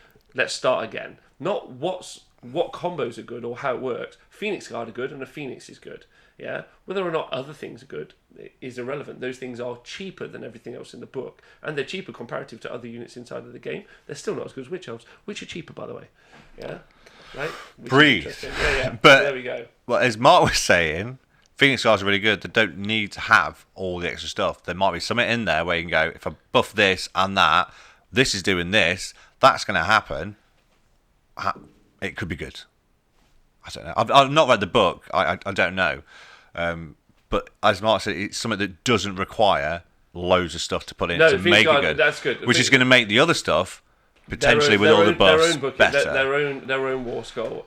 War scroll is particularly good. Come back, Mark. Come back because he's just looking at me and raging at me. That's not true. I listened closely. Chugabutty, thanks very much for subscribing for 23 months. It's our birthday next month. I hope you guys join us. And then Wolfbreed Car says, "Dang, I followed Rob since it was Warhammer Twitch. It's like he's part of the fam now, kind of like a family hamster. Lovely." Yeah, with these cheeks. He's getting a bit grey in the beard, though, in those few years. Yeah. He's always been grey. Right. Right. So thank you for listening. If you've been listening to this particular rundown, yeah, and we're going to go to another one now. I'm just recording them in sections. So it's I know. more fun. That's why I need to go to look. Thanks very much for being Goodbye, here. everyone. Thank you. Thanks for Patreon and Twitch. You guys are great. Always model Thanks two for having heads. that big dick energy. Back. We're on the new recording. Hello, welcome to Us Wargamer. I'm your host, Rob. I'm joined by Mark Wildman and Simon Speckles. Hello. I hope you liked the last show.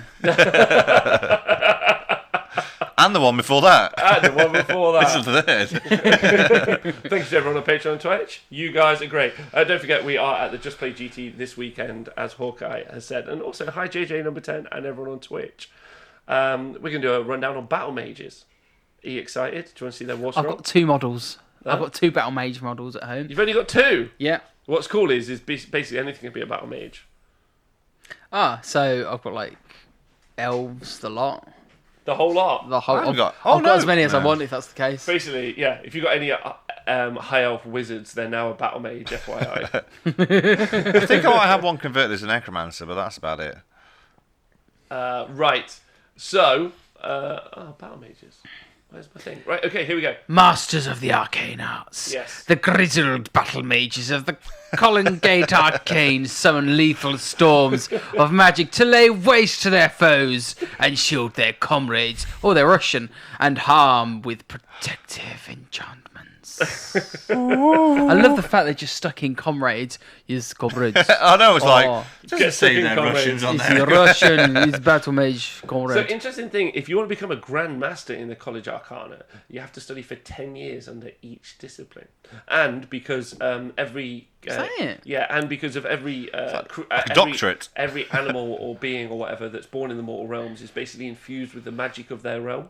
So if you're a battle mage from the realm of fire, then you can only really do fire magic particularly well. You can study the other ones, but it's because your literally magical essence is that of fire, which is kind of cool. So the master of all, like they combine all the rings: earth, wind, fire, water.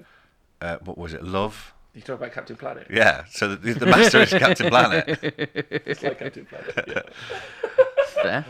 But interestingly, unlike the Elven Seers of the Eldritch Council, yeah, battle mages they're not intuitively magical. They have to learn, and most importantly, they have to focus it. This is the narrative. They have to focus it through like loci. So whether that be a vial or a wand or Something they're modelled with a in sword, the box. Or big green stuff. or a an snake- hourglass, Or a snake's staff. or a snake staff. I can see where this is going. Yeah, so they use those. They work their spells by using celestial orreries, etheric lenses, and other enchanted objects like staves, masks, hourglasses, and orbs. Interestingly, the College Arcana was set up because after Chaos invaded the mortal realms, Sigmar didn't want to lose all of the knowledge that he developed, so he set them up to be like, keep learning, keep like a black library. like a Black Library, where all the greatest narrative can be found, and you should always get that, not the audiobook versions. Though. No, Only always paperback. Black Library. Always paperback. Just get paperback. No, but I can't read very well. Buy it, and Rob will read it to you. There you go. That's the future. Or Nathan. Nathan can talk to me as long as he There wants you go. to. I mean, that's not an incentive. How is to it make much? any man wet. So we can all rip our hourglasses back off those Nighthawk models. All I'll right. stick it on that. No. Right. So that's the narrative. What do you think about the narrative? Being I think it's Pretty standard. a great cartoon from the 90s. Pretty standard. So we're going to blast through this because I have another appointment at 10. So. Oh, wow. Oh, so I've it got to doesn't do matter about another us. podcast. Oh, whom with? No, I've started a fantasy stock share podcast about miniatures companies. It's just The stock's going through the roof. Not a lot of people. It's called Model Floggers. That's the podcast name. It's not very well listened to. It's like, we've had 4 downloads so far. No one's interested in that part. Aww. Yeah, I know. It's fine. Well, let's make it 5-6 downloads, shall we? Yeah, if you just. Yeah. Well, yeah, we can download it at least. Anyway, what do you think of Battle Mages, the models?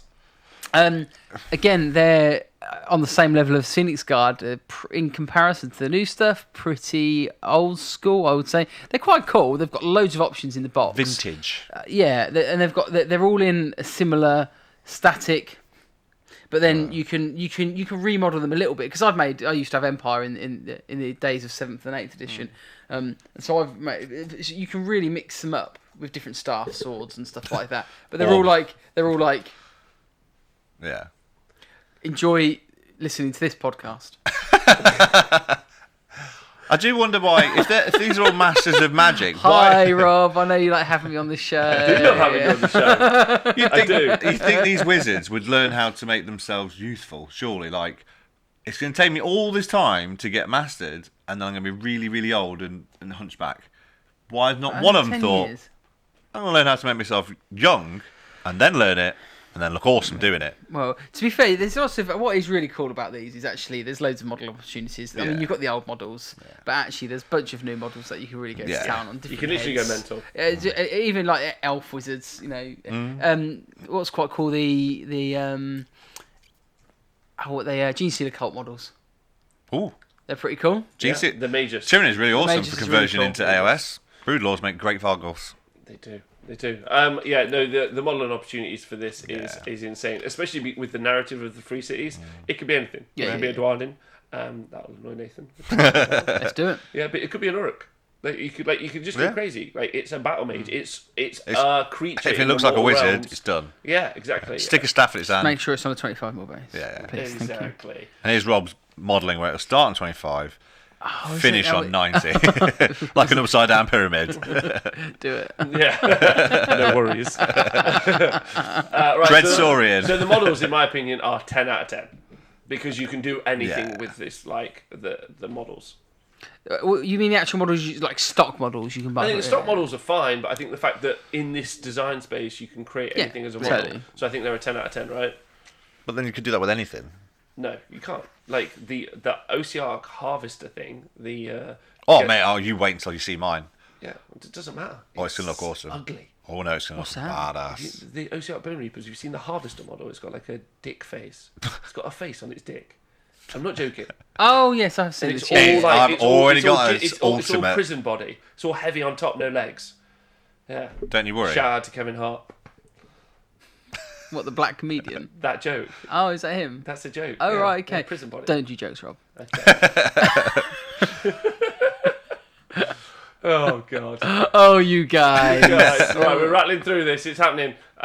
So let's talk about. So the model's great. Let's talk about what they can do. So let's talk spells. So they've got 6 up save. Sad face, not very survivable. And 5 wounds, and they move 5 inches. And they're bravery 6, but that's not important. And then their staff, they got 1 attack, force 3s, run 1 d3 damage. So no one cares about that. Oh, they do, because when it actually kills something. When it does. It's amazing. This is the best. It's amazing. It's always good when you go, what does it do in combat? Let me just go and find it. So there's a restriction.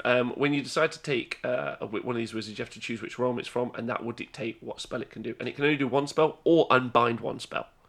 And it's got, so if you're from the realm of heavens, Azir, you've got Chain Lightning, which is great, and also the spell that's available to the wizard on top of the Celestial Hurricanum.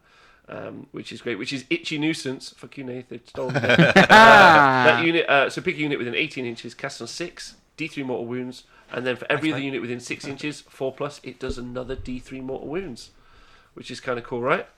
Yeah. Yep. It is if you get it off, Rob. Yeah, do you want to read the next one? Go on. No. Oh, no. I'll let the math. Fireball! Ashcliff. The fireball has a casting value of 5. If successfully cast, pick 1 enemy unit within 18 inches of the caster and visible to them. That's a really interesting one. That some spells don't need line of sight and others do. It's an important one to sort of It's an important distinction as well. Yeah, totally. If the enemy unit has 1 model, it does 1 mortal wound. If it has 2 to 9 models, D3. If it has more than 10 or more models, it's a D6. Pretty standard. So Fireball is the Chaos Dwarf spell, and I almost always would rather cast Geminids than cast Fireball. Because it scales weirdly. Like, it does D6 mortal wounds to a 10-man unit, when I'm like, no, like, it's only good against Stormcast. I'm like, I want D6 to 1 model, and then I just want 1 to 10. Like, that's all I ever want. But anyway, whatever. Mystifying Miasma, now this one's particularly good, and it's cast on a 4. If successfully cast, pick an enemy unit, this is Uglu, by the way, within 18 inches of the caster and visible to them. The unit cannot run until your next phase. In addition, subtract 2 from charge rolls.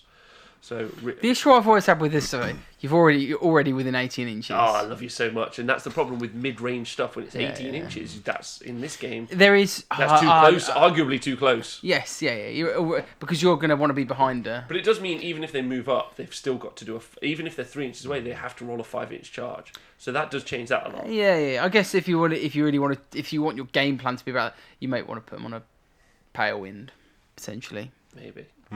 I think if they're within 18, that's all right, to be honest. If you can reduce it down to a 5, like if you're just like, I can't stop everything, but I can make it, so maybe not. So Paladoom, which is from Sheesh, is casting value of 6. Pick an enemy unit within 18 inches of the caster, subtract 2 from the bravery characteristic unit to the next hero phase. So that's not a thing. I don't know. I think you could work a list around that. The game There's always just a bravery everything's one, immune to isn't battle shock, bro. Yeah. Like, so it's not a thing. Shield of Thorn, Grand, Realm of Life. Cast on a 5, pick a friendly unit within 18 inches, and then you can enemy unit that finishes a charge move within 3 inches of that unit suffers D3 mortal wounds. Really good if you're fighting against a bunch of monsters. But would I take a wizard to cast that spell? No. I mean, interestingly, you took that in your Phoenix card. Is it just one unit or every One unit? unit. Okay. Until your next phase, any enemy units. So if they get multi-charged by like 3 units, then maybe you're doing some D3s. Yeah. You missed out Files Protection.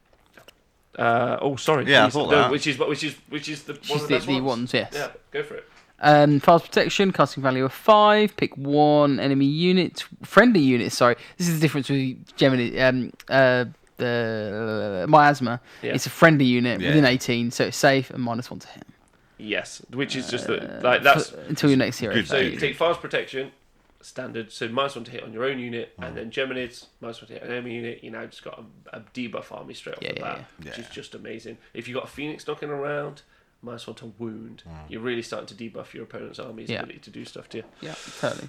Then you got Transmutation of Lead. Caster value of 7. Pick 1 enemy unit within 18 to the caster.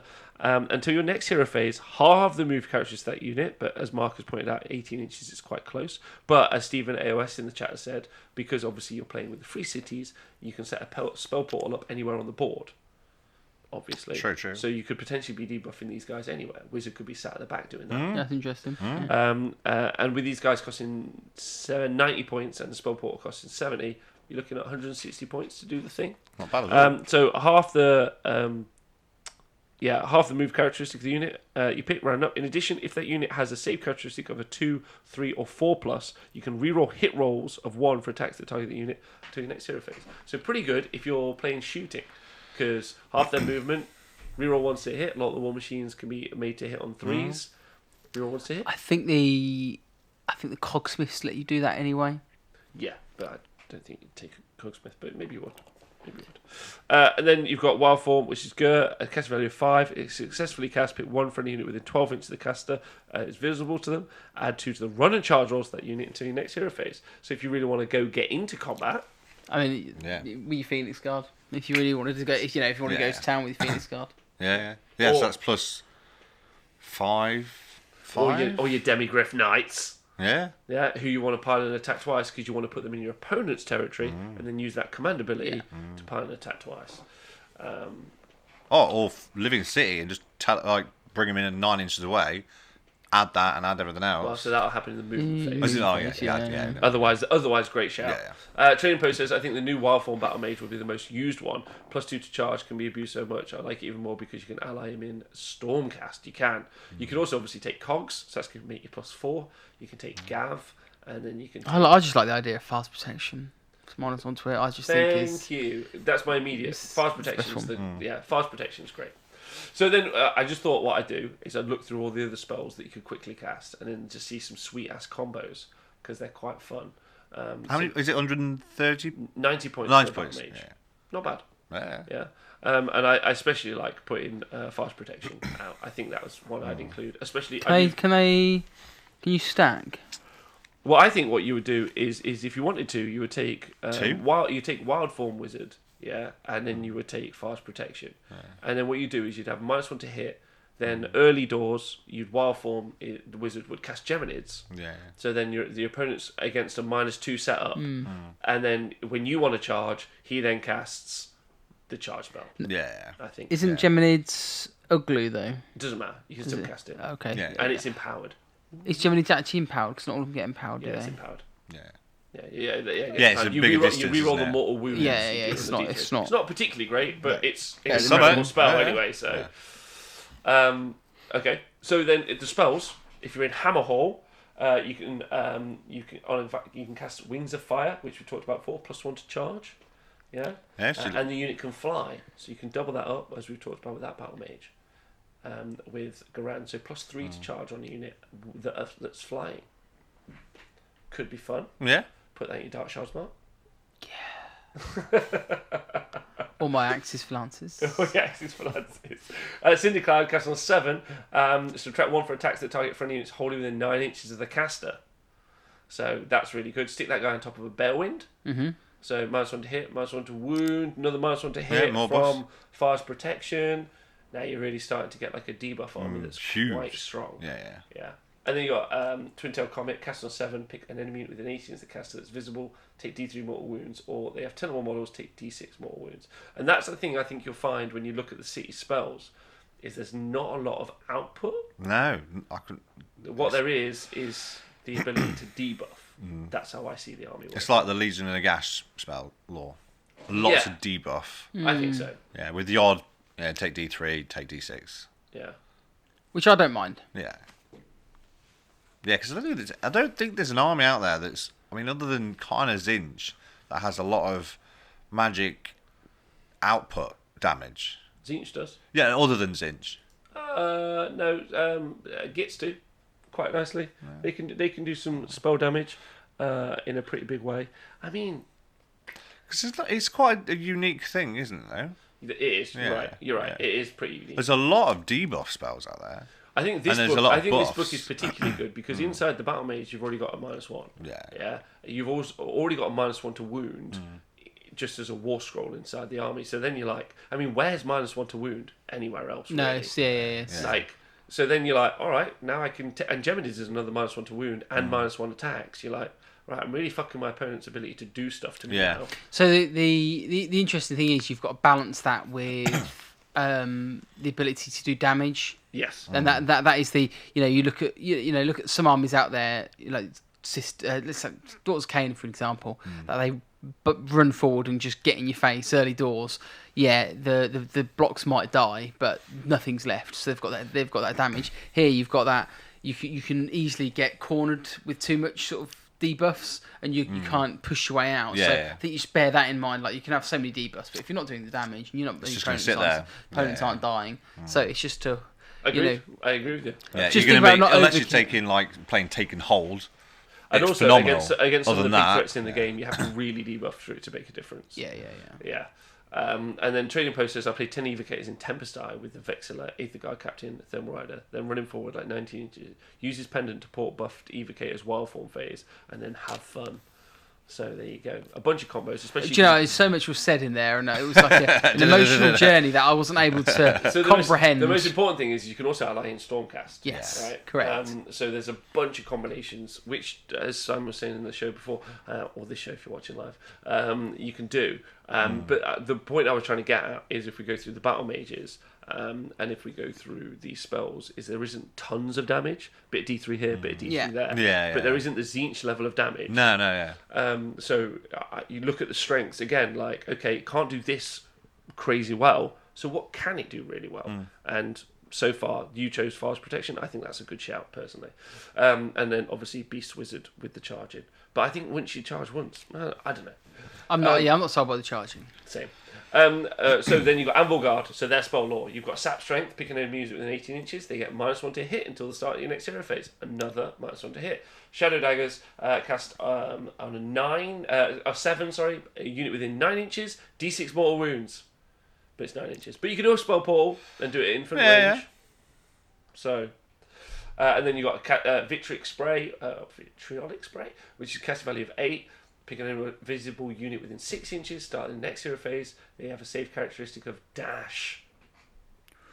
Ooh. Yeah, that's Ooh, an that's Anvil good. Guard. Save characteristic of dash, and you can do that through a portal. But it's an 8 to cast, and it's going to be very hard to get any pluses to cast inside that army. What's that with? Hurricane- Anvil Guard. Plus 1 to cast from a Hurricane. If it goes off, that's a game changer. Now, obviously, you could take the Sorceress on Black Dragon. She can stab a unit and do D3, so D3 plus 1. Is it just a Black Dragon? Or No, you can just have a Sorceress on foot do the same thing. Yeah. Yeah, D3. So you could potentially cast it through a spell portal. You're stacking a lot of things to get units that save dash. Yeah, man. Imagine doing that spell against Nagash through a spell portal, and then shoot him. doof. So that's Anvil Guard. You liking the save dash? Yeah, That's interesting. One. really good one. That I mean, is it? You know, what are the big things that are going to come out nowadays? What is it? Reroll armor saves for Daughters Khaine? Yeah. No, reroll DPRs. Is that DPR? So that's not going to. That doesn't. I mean, they do end up with a 4-up save because of the shields and bucklers and the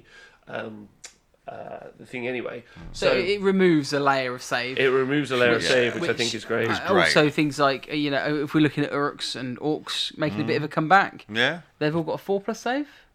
Yep. Yeah. 5 slayers, removing one of their buffs off. Yeah, removing all the 4+ save on the 5 saves would be cool. Yeah. Yeah. But the issue is you can do it to a unit, and lots of the units that are being put down are multiple threats. Yeah.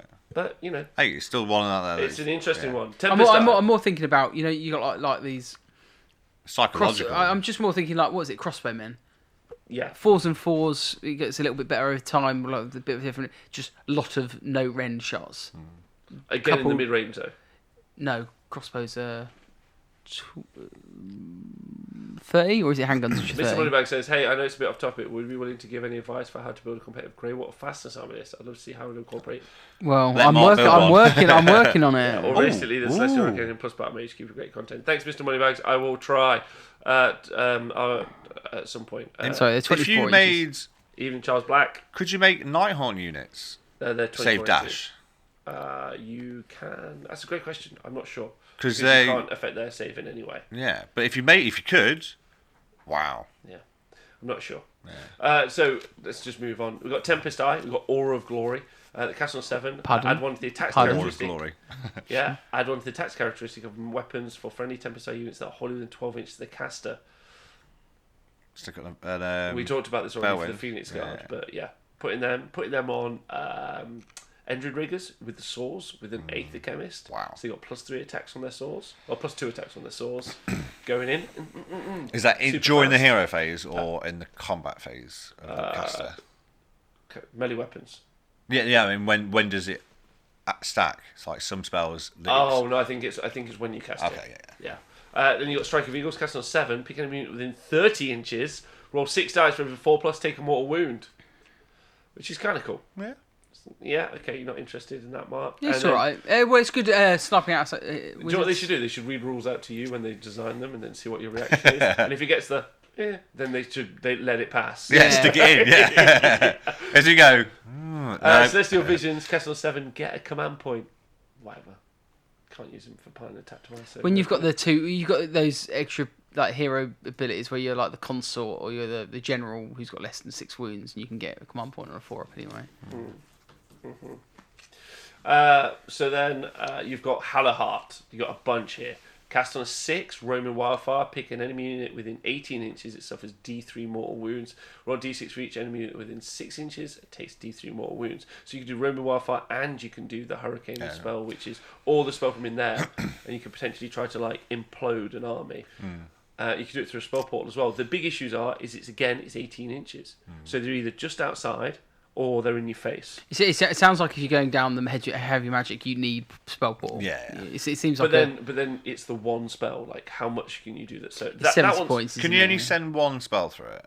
One spell. But actually, and at that point, you're saying mid range. If you're, things are going to come closer to you. So this is where I like the idea of having some guns. If you've got some ranged threat, they've got to come to you. Otherwise, you're just going to shoot them. Yeah. Which then just age those mid-range spells. Which is exactly what I was saying about my Chaos Dwarf list. Yeah. Like, I've got the stuff that if you hit me, and I've got the shots to clear you off my objective, but you always need the thing that makes them want to not just sit back on the first turn. Yeah. So you need that. And maybe it's just a spell portal. Maybe it's simple as that. I quite the Greywater shenanigans. There's the battalion where they can all shoot at the start of the game. You shoot twice. Shoot at the start. You shoot in your hero phase. Is it in your hero phase? No, or they the can start shoot of the game? start. They can shoot twice in that first turn. Yeah, which is quite cool. It is quite cool. So then you've got Seer Wounds, cast on 6. You can heal D6 wounds back. That's quite nice. Especially when you're casting to get when you're stabbing yourself, get the extra to cast. You can cast quite well. Yeah. But healing D6 is particularly good on things like a Phoenix, obviously. Elemental Cyclone, cast on 6, picking a unit within 12 inches, and roll a dice per model, and that unit's within 12 inches of the cast on a 4+, they take a mortal wound. Really good. So if you end up getting your caster within 12 inches of a horde, you could take half of them out. Yeah, on even like the spell portal. Yep. Warning Brand cast on 6. Target for any unit holding within 18 inches until the start of the next hero phase. Roll a dice each time a wound was dealt by the melee weapon and was not negated. On a 4+, the attacking unit suffers a mortal wound. I think this is a great spell. Read that again. Yeah, that Cast on sounded. 6. Yeah. Right.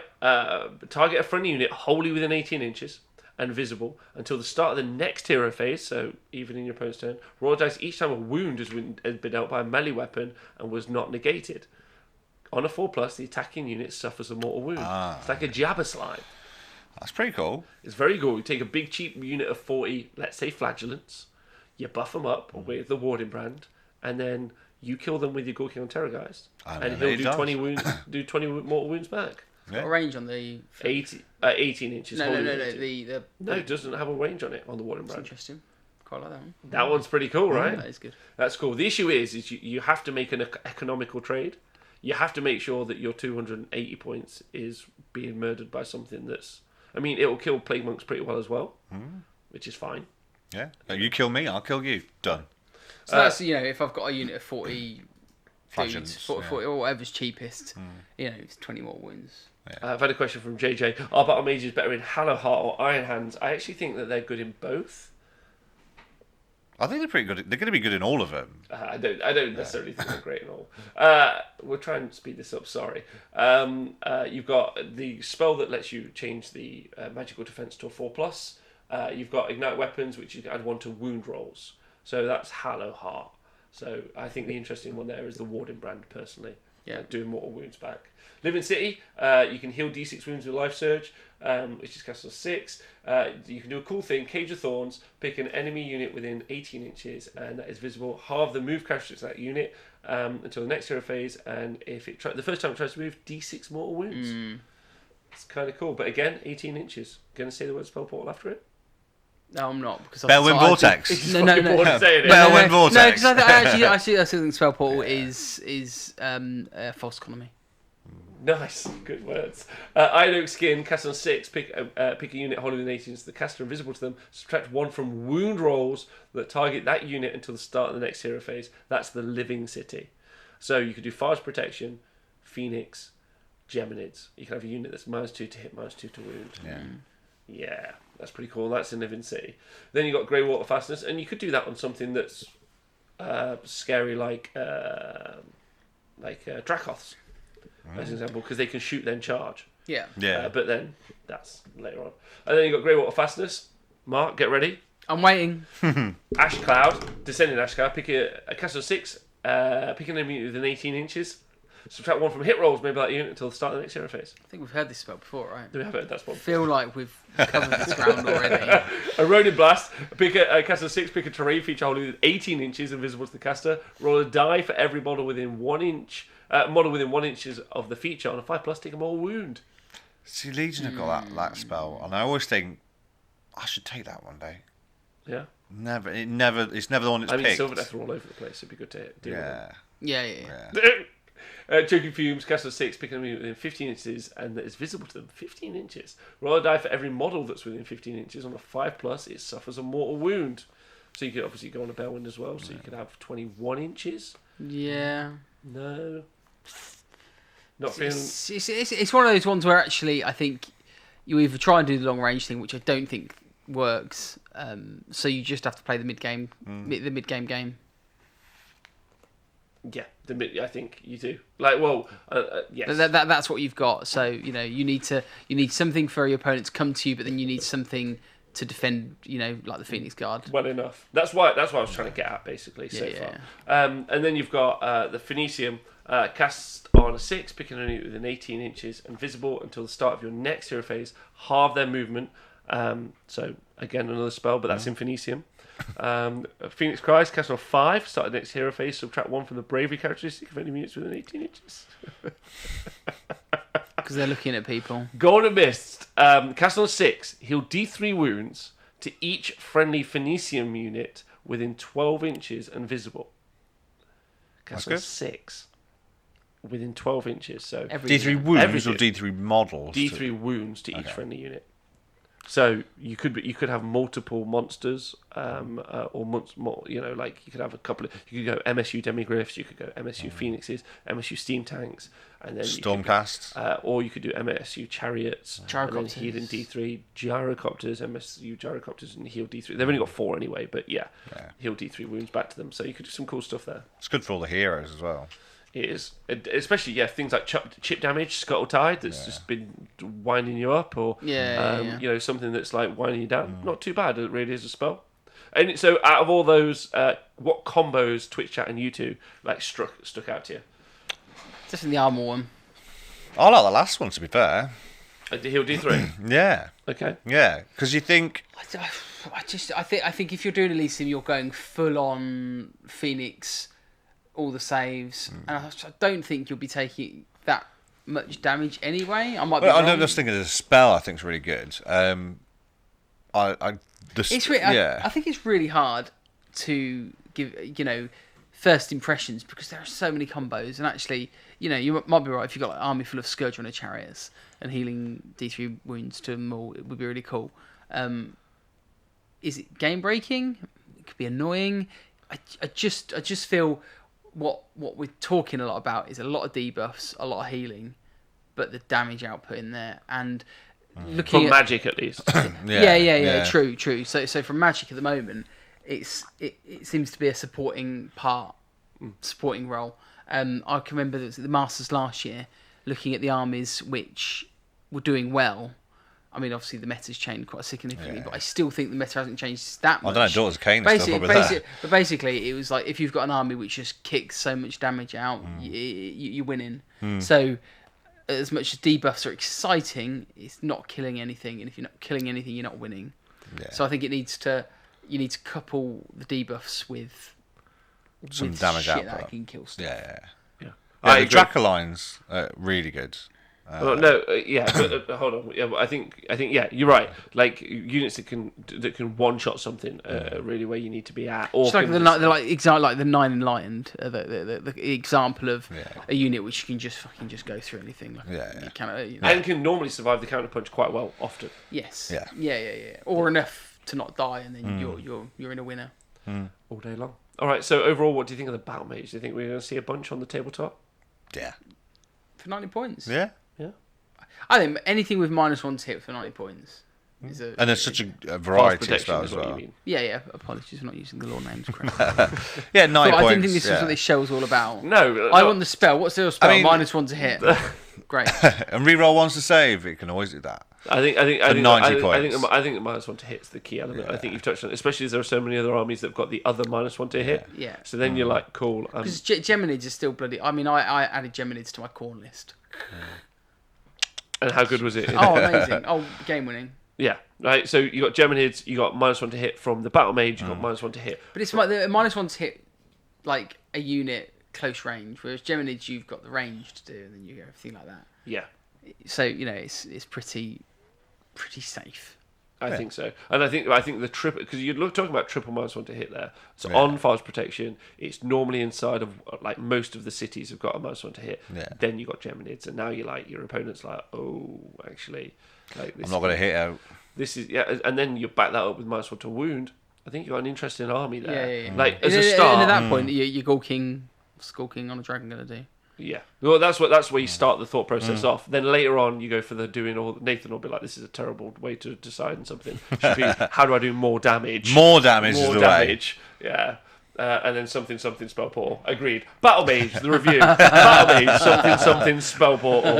Yeah, possibly Beowin. Any final thoughts on these? No, No. I'm done. Yeah. All right. Well, same from me. Everyone on the Twitch chat, you guys have been great. You two have been amazing. Thank you for being on the show. Get out of my arsehole. Okay. I love what I do to your face. I just don't. What are you doing to his face while it's up your arsehole? It's all so weird. Well, the podcasters are not going to know what that is. David says he's taking 4. I want to say thank you to everyone on Patreon and thank you to everyone on Twitch who subscribes, helps support the show. You guys are wicked. Thank you to the podcast listeners. Stay hydrated. I haven't spoken to you guys yet. Imagine what Stay those two were just hydrated. doing. Positive victim. Hey babe. I'll be talking to you in but mere moments. And thank you everyone for tuning in. Don't forget to listen to the Justice Series GT coverage this weekend. Nathan Prescott on the hot mic this weekend. Also Benjamin Sava and Owen Jackson and Simon Speckles. So there's a whole crew ready to part in the bloodshed. A motley crew. A motley crew, and then The Bloodshed in the Goonies. Shire the weekend after. So 2 more weekends of Age of Sigmar live coverage. Sounds good. Mark, you expecting any of the Free Cities armies to win the tournaments? Yes or no? No. Uruk Warclans, yes or no? Yes. Perfect. Yes, Speckles, definitely the your thoughts? Oryx. The Oryx, yes. Oryx good. The other ones, Because no. they do well because they go forward and smash stuff. Which is the style. I want to say thanks to everyone in the chat. Dave Frazier, K-Dread, Positive Victim, Reflex Dog Training, Hawkeye, Orkboy Phil, Azranka. Still don't know how to say that. It's been years. Charles Black, Tough Lucky. You guys stay great. See you guys soon. Goodbye. Bye. Ciao.